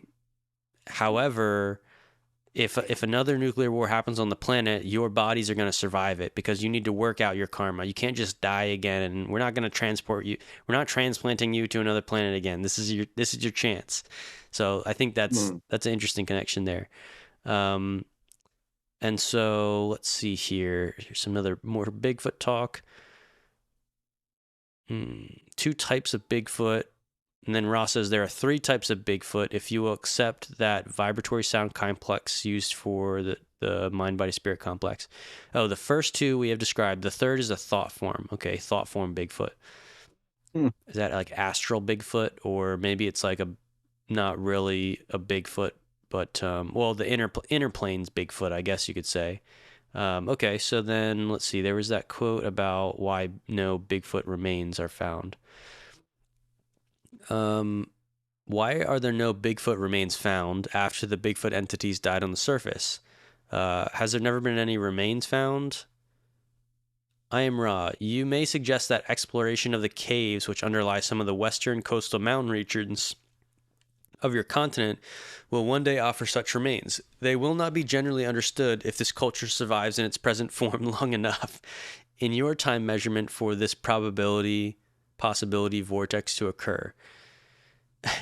So Ross says even if we found the skeletons, our current culture wouldn't make the connection that those are Bigfoots, which I get that.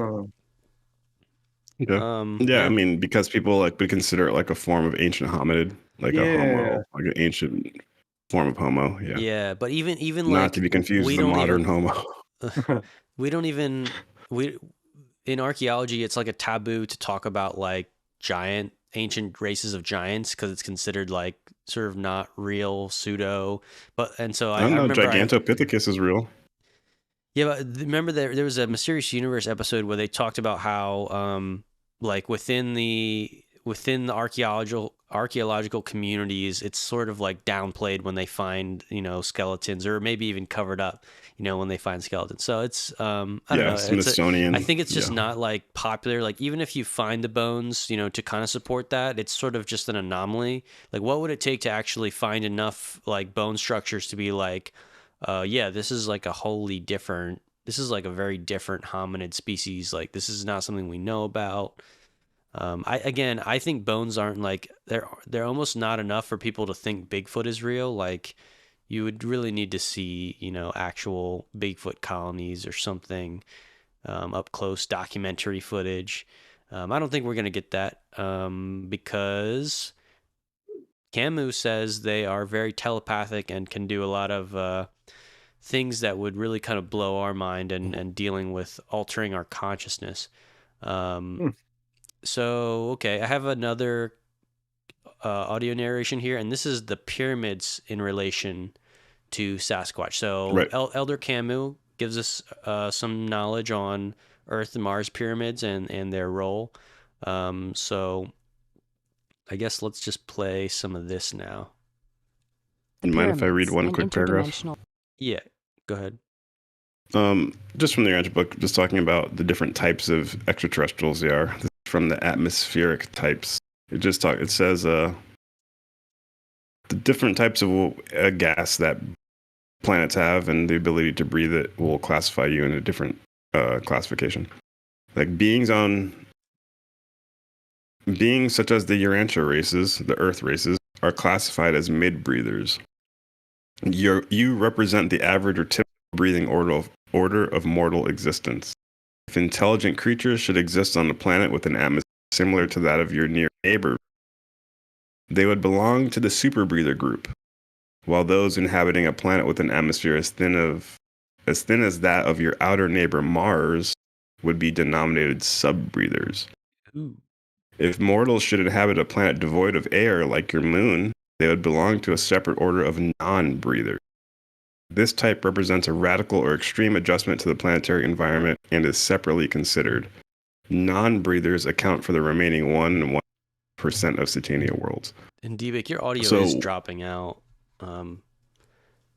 It's kind of pretty consistent. I'm not sure if that's a gain issue. Like how exactly? Like it dropped out the whole word Venus. Really? Yeah, and I don't think that would be a Discord gating issue. I'm not really sure. Yeah, I don't know. I turned up my gain just a tiny bit, but let's see maybe it's just the voice recognition. Maybe we have to turn it down a little bit, but I don't think it's the gain. I think it's the threshold that cuts out the noise. Discord. Oh, check your Discord settings and check the threshold and maybe have it automatic set or something, or just if you turn the threshold like down so it keeps more of it in. Yeah. That would probably help. How about that? I just turned it down a little bit. That was the volume, not the threshold. No, in your audio setting. Shit, that was the volume. Shit. Where's the threshold? I don't even. It's the little gear, user settings, and then voice and video, and then there's that like automatically determine input sensitivity, and then you can uncheck that and like kind of turn that down a little. Yeah, do you see that? Oh shit! There you go. Yeah, I see it. Yeah. So it wasn't on auto. That's better. It was on auto. Yeah, I just turned it down now. Yeah. Discord likes to that should be a little bit better, right? I mean, whatever. I'll turn it up a little bit because I can hear it's not cutting out as much at all, so I'm getting like more background. Yo. Talking. Actually, so don't talk. Don't say anything. Check 1 2, mic check. Okay, yeah. Now it's fully cut out. It should be like when you're not talking, I shouldn't hear any of your room noise, so it should drop that out. Yeah, I can see the levels of my room noise, and it's below the marker now. Okay, my voice is above it. Hopefully that's a little bit better. But so yeah, this is just talking about the different types of breathers, and without reading another section, it talks about the different energizing types. And you're talking about Bigfoot being like more resistant to radiation and more resistant to that nuclear radiation. And if they're from Mars, you have to pay attention to when the Urantia book name drops random things. They specifically point out Mars and Venus. And that's big in the Law of One, right? Law of One people are from the Venus. Say that. And then Mars, we're talking about civilizations from Mars and all these structures on Mars. So the Urantia book specifically picks those two planets out as being examples for some cryptic reason. Yeah. And then they talk about planets that are devoid of air. They can even make non-breathing types, which we won't get into now, but that's pretty sick. And it also talks about beings that are resistant to like cosmic radiation, which is what you brought up with the Bigfoot. And it talks about the midwayers being, because of their energizing type, being able to phase in and out of reality. So appear at will, and disappear when they want to. So maybe Sasquatch could also be in control of that type of circuit too, so it can disappear and appear at will. if we're just talking about Sasquatch being... allegedly, human psychic powers can actually allow us to eventually physically teleport. And in Atlantis, they had this ability. They had become advanced like that. So I think Sasquatch, that's what they're doing. Also, D-Bake, do you maybe check your settings one last time and check that the noise suppression is turned on to crisp is the quality, because that I was hearing a little more noise when you were talking. But yeah, so if you double check that. But yeah, so Ra says that they grew up on Venus like millions of years ago. And so I guess, yeah, they would be like super breathers when they were in their physical form. And then Mars, I guess Ra says there was life on Mars, but or maybe it was that Maldek. Life on Mars, however, it destroyed itself and was migrated. The Guardians, aka the Seraphic Angels, migrated those souls to Earth and gave them a second density body, which is like closer to the animal level, but still, I guess, you know, can support like higher consciousness. That's the reason why Sasquatch doesn't verbally talk. That's why they like yelling. Whenever you hear audio clips, they're like yelling and wailing, and it sounds very animalistic, but also kind of weird. So I think Camu explains that they don't actually use their vocal cords to like talk. It's all telepathic, and that's because their bodies are what Ra calls second density bodies. However, their consciousness was like third density, which is the same as us. So they have the same capacity for intelligence.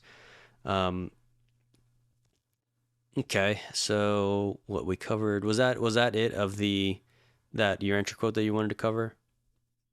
Yeah, that's it. I just wanted to try to fit it into that concept frame for the people. That's about it. Yeah. Okay. Just keep reading about Camu the pyramids, Elder, baby. Here's what Camu's got to say about the pyramids. So, you know, kind of linking it back to the beginning of the episode. Let's see what's going on. The Pyramids, an interdimensional report from Sasquatch Knowledge. According to the teachings of the Sasquatch elders, pyramids are more than just ancient monuments. They are highly sophisticated, energetic, and interdimensional structures. These pyramids, found across Earth, Mars, and other celestial bodies, serve a variety of spiritual, technological, and cosmic functions. They were constructed by advanced civilizations, including the Star Elders and their hybrid creations, to facilitate planetary and interstellar energy systems. This report synthesizes the knowledge imparted by the Sasquatch elders regarding the pyramids' origins, functions, and their role in the greater cosmic plan. The Sasquatch elders explain that pyramids were originally built by Star Elders, also referred to as interdimensional cosmic beings. These civilizations, predating modern humanity by millions of years, used sacred geometric knowledge to construct pyramidal structures that could harness and manipulate energy fields.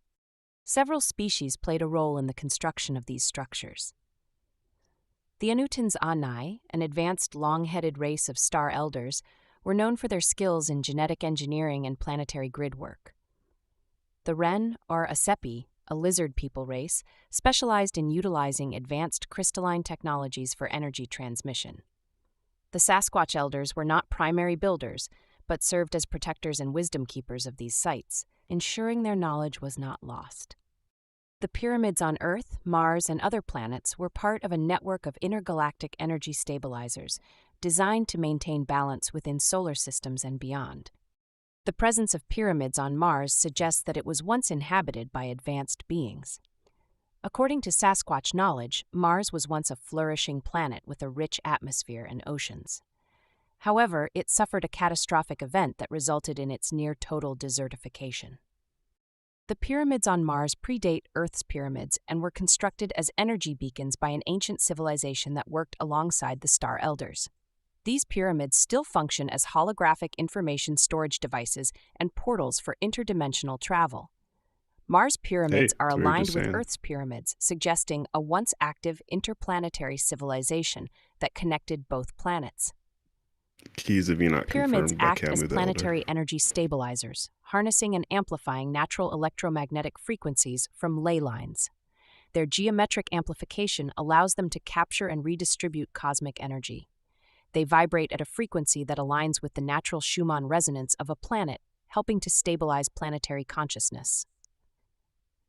Many are built at key energetic vortex points where planetary energy converges, enhancing their ability to balance and regulate energy flow.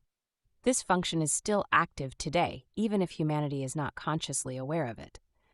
Pyramids function as gateways to other realms and facilitate teleportation across time and space. The Sasquatch people explain that pyramids contain interdimensional portals that allow beings to travel between planets, star systems, and even different timelines. High-frequency energy chambers inside pyramids can shift consciousness into higher states, making them training centers for ascended beings. Many ancient pyramids are still operational, though some have been deactivated by hostile lower-dimensional beings who sought to control humanity's knowledge.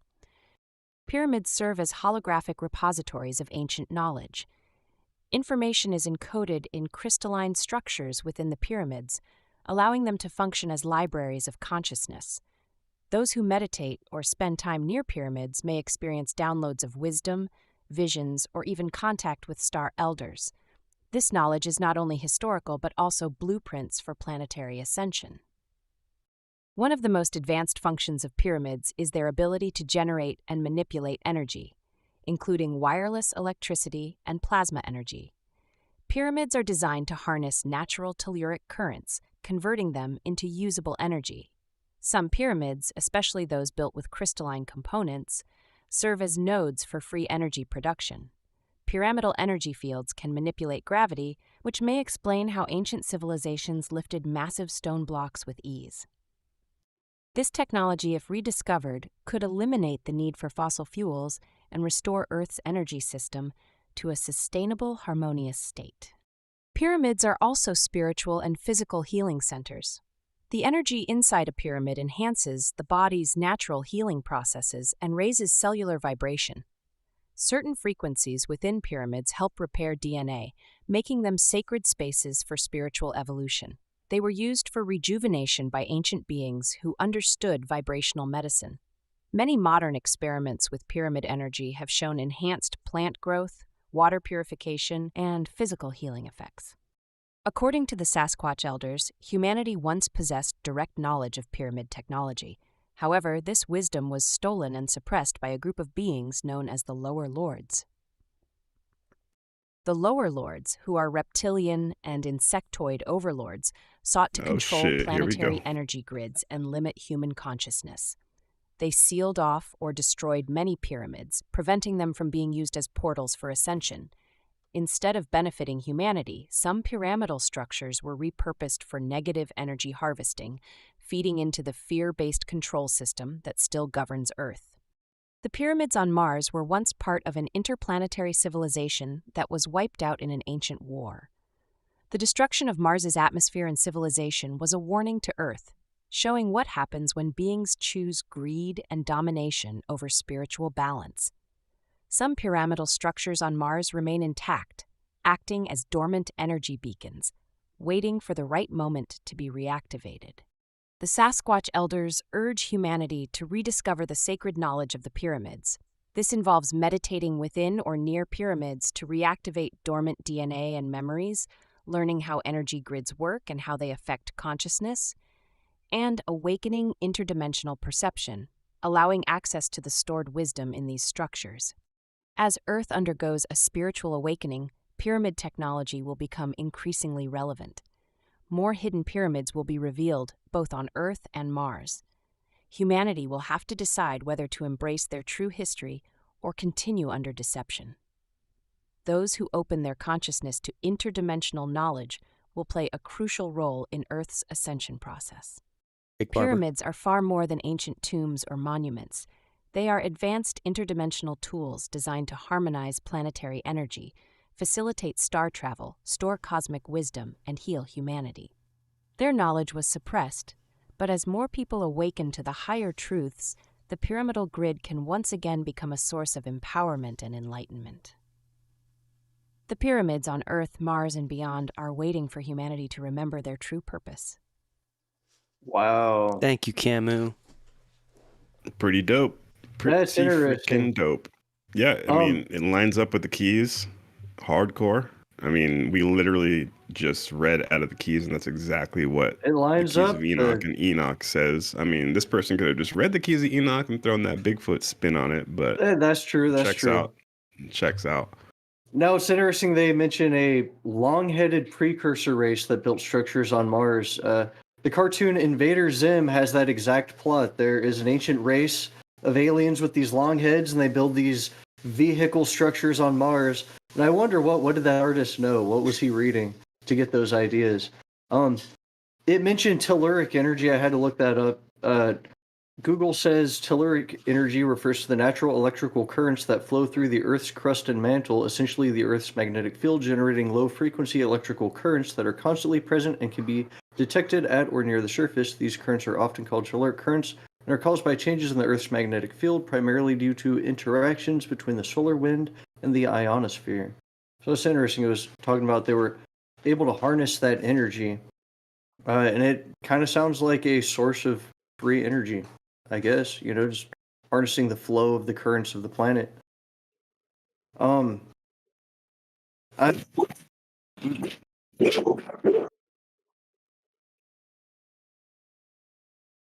Yeah, so I mean that's really the gist of my segment on the Sasquatch angle here.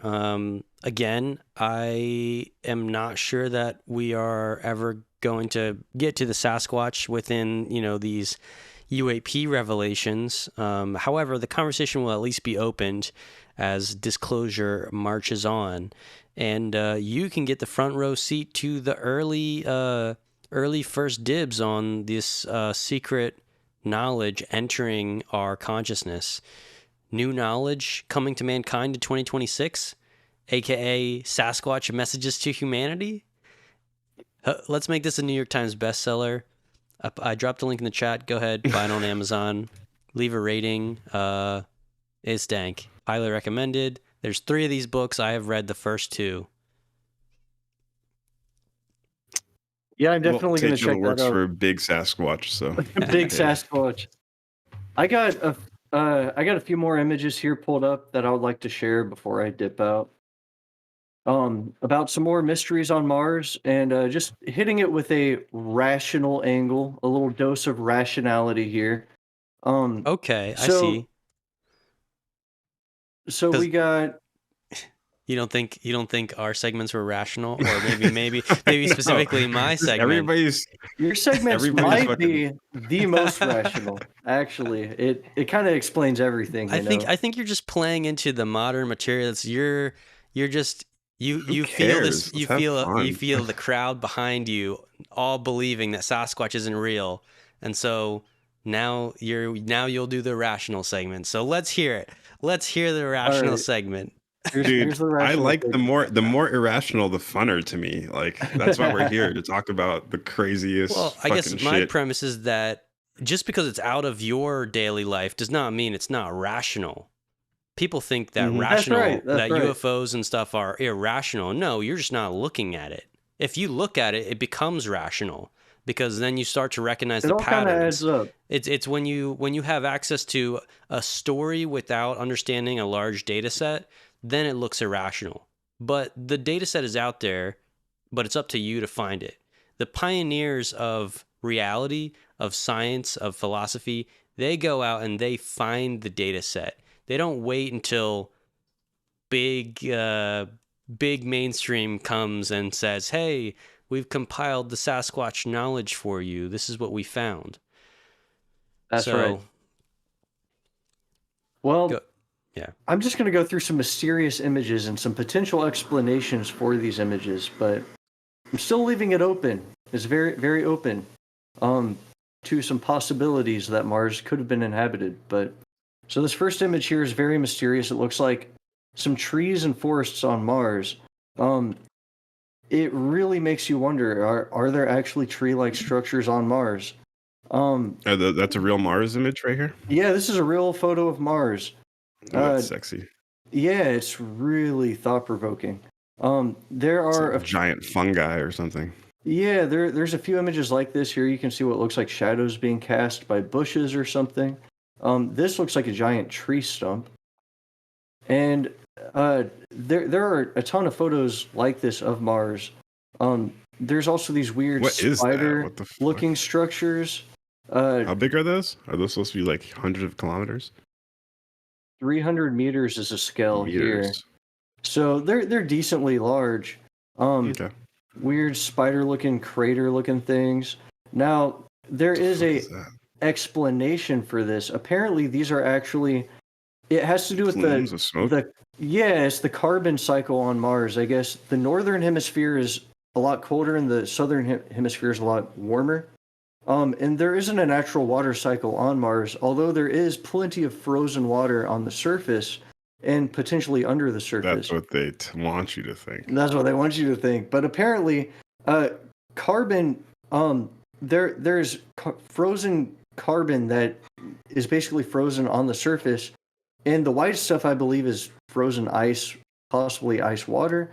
But what happens is once every 2 or 3 years, which is like the Martian year, it goes through a season where this spontaneously erupts, going straight from an ice to a gas in very violent plumes.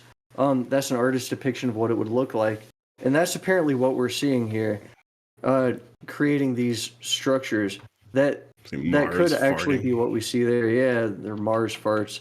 Now, there are also these weird looking kidney bean structures. Those look pretty organic. Apparently they are sand dunes. They're sand dunes coated in this carbon and frozen there, so the wind actually can't erode them, except for once every 3 years. Finally, the conditions change. Those domes underneath the sand.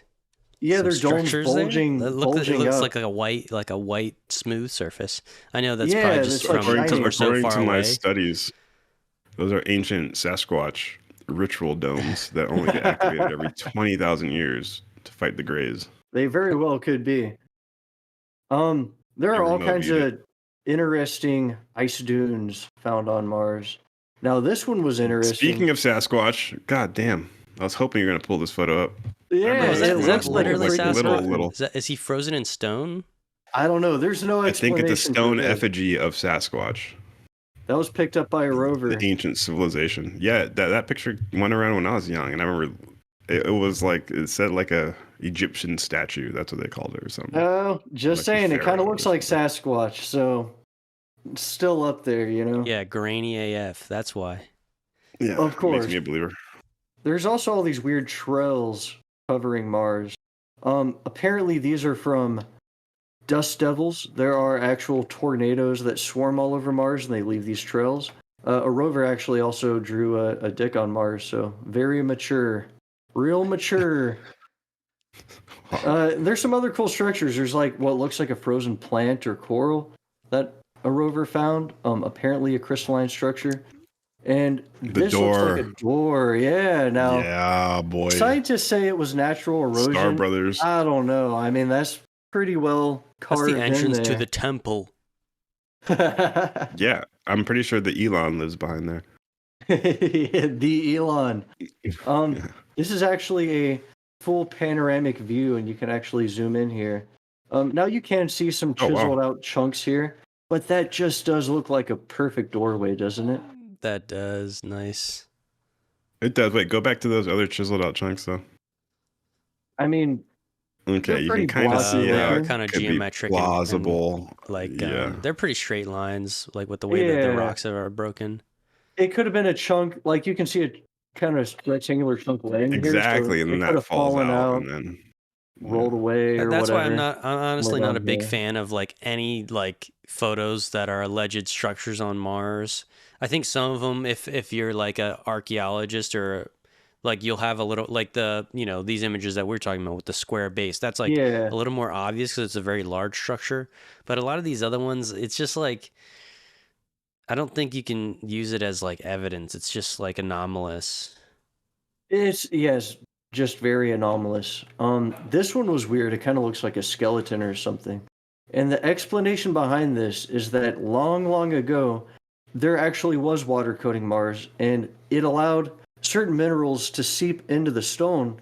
And then over time, the water left the planet.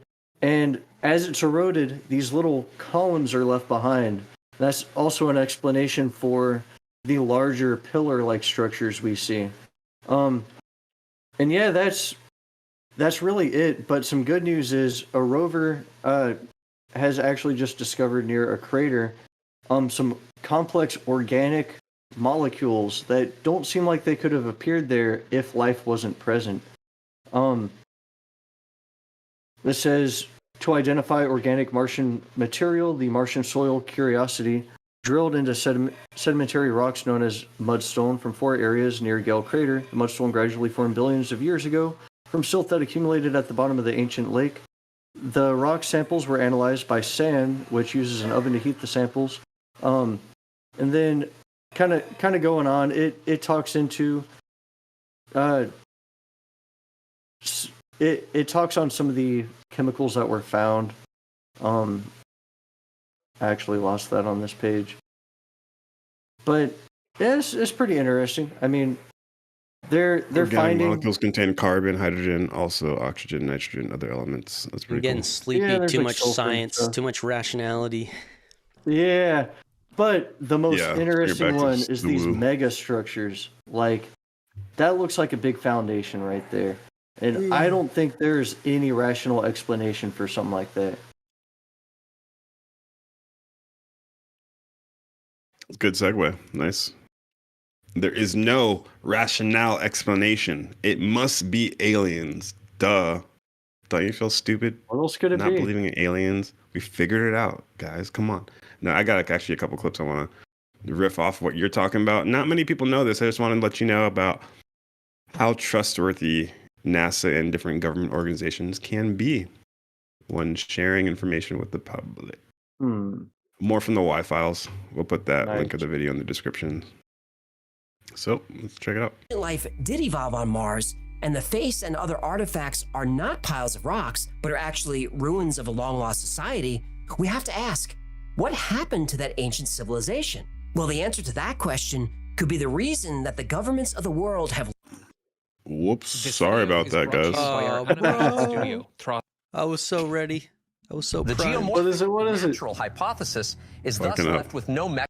So, Mars had oceans and a thick atmosphere and could have supported life. If intelligent life did evolve on Mars, and the face and other artifacts are not piles of rocks, but are actually ruins of a long-lost society, we have to ask, what happened to that ancient civilization? Well, the answer to that is called, well, autocolor. Sorry, I was a minute off. I was like, this isn't the clip I wanted. Here's the clip I wanted. Not 1940, 1840. All right. So look at this early, very blurry image of Mars. That looks like Mars. Well, the version of Mars that's been fed to us for years. But remember, Photoshop can correct for false color. If we autocolor this, whoa! Right. Now that's a very different image. Let's do a few more. Whoa! Whoa! NASA eventually learned that their orange filter technique was easily spotted, so recent pictures of Mars no longer have the weird orange tint. Now even NASA's pictures show a blue-gray sky and a lot of different colors in the landscape. But why would NASA not want us to know that Mars has blue skies? Some say it's to discourage people from wanting to visit Mars. The more alien it looks, the better. So, Mars had oceans and a thick... So that's what I wanted to highlight. Yo, is that that's a wait? good That point. picture right there, it's like a scar across the entire planet. Yeah. Yeah, Is I that don't like know on the what the hell surface that of the is. planet? Is that? I wonder if that's the destruction of missiles and whatever laser weapon. I don't know. Crazy weapons were used. Space lasers blow Ripped a up tear the through the atmosphere. Space-based But that platforms. filter thing, I lasers, mean, that's kind of sus. I mean, I feel like Yeah. So all those images you're showing, Magma, all those orangey images, those. And he goes even deeper and talks about you can find Photoshop copy and paste of rocks, clouds, valleys. Whoa. And So they're NASA covering actually something has up. an artist department which specializes in Photoshop before the images are released to the public. It's like part of Wow. like their law and mission statement. So always be wary of the images that come from NASA. I guess they were using that orange filter for a long time until finally the public caught up and could figure it out and realize, wait a second, this is bullshit. So just one other thing to be aware of, that sometimes the pictures that are coming from the official sources could be altered and tailored. So when you're going around saying, well, NASA says, and NASA says, well, they also fucking disinformation Photoshop. campaign about the color of Mars. These psychos. Yep. But they've also been covering up, aliens. And so at some point they're just like, I guess we'll just lie about the color of Mars too. Well, copy and paste and cover up the pyramids. I mean, they do it on Google Earth too. They cover up sensitive government facilities. The farther you go back in time, the Google Earth images show more secret facilities, and they get scrubbed out over time. So, just side notes to keep in the back of your mind when you're analyzing and perusing the multiple different pictures that NASA's given us. But. I do got one more clip. It's having to do just more with digital manipulation. So fuck it while we're here. Let's do it. Yeah, we're about 2 hours, 20 minutes in. Let's wrap it up after this.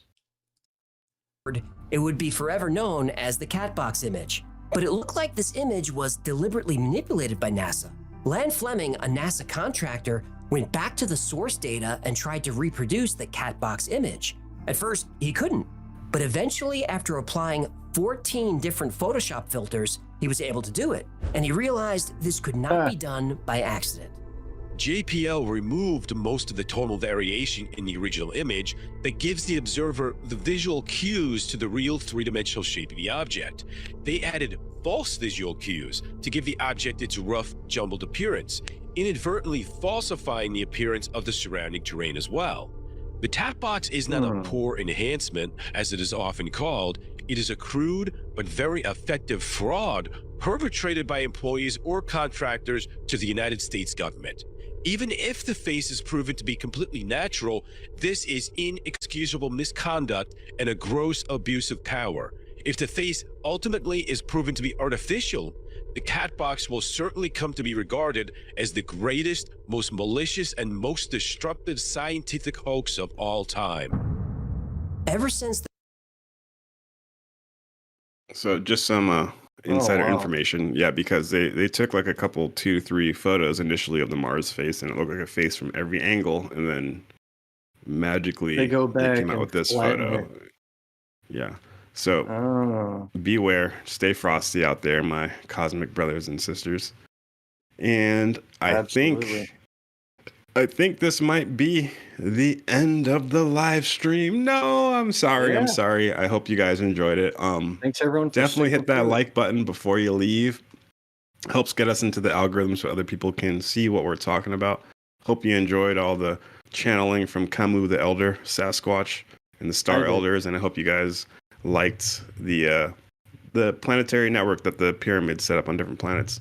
I hope we were able to leave you guys with some insight and some dinner table conversation starters. If anybody brings up the pyramids, I got some shit about Camus the Elder that you'd be interested in. So I hope you just enjoyed it.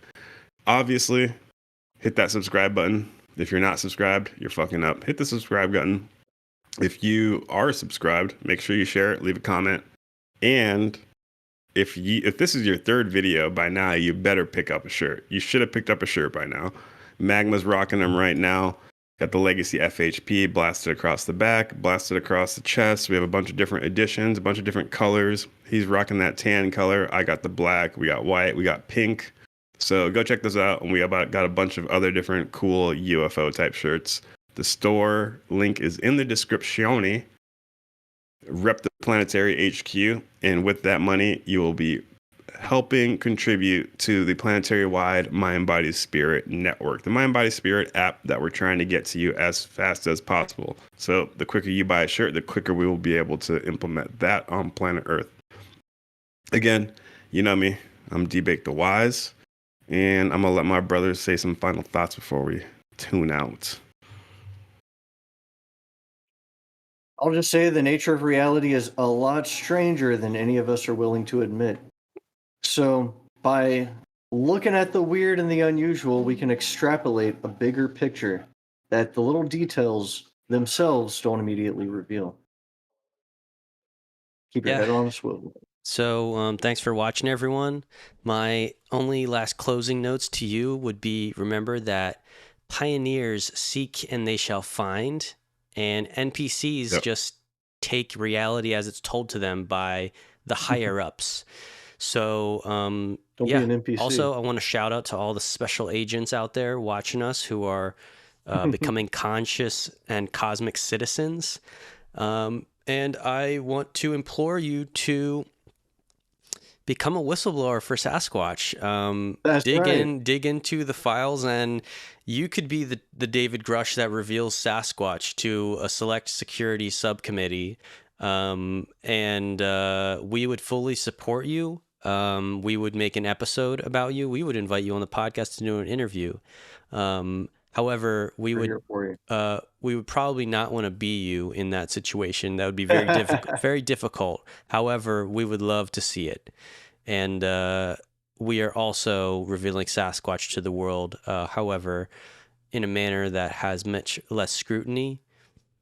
And that's all I have to say. All right. Hell yeah. Remember your Merkaba. Remember your mind, body, spirit is of the utmost importance. And that's nice that you watched this video. But after this, you need to go out into reality and go change it for the better. Go increase your mind, body, spirit and help other people increase their mind, body, spirit. And have fun while doing it. Don't have a stick up your ass. Be fun, crack jokes.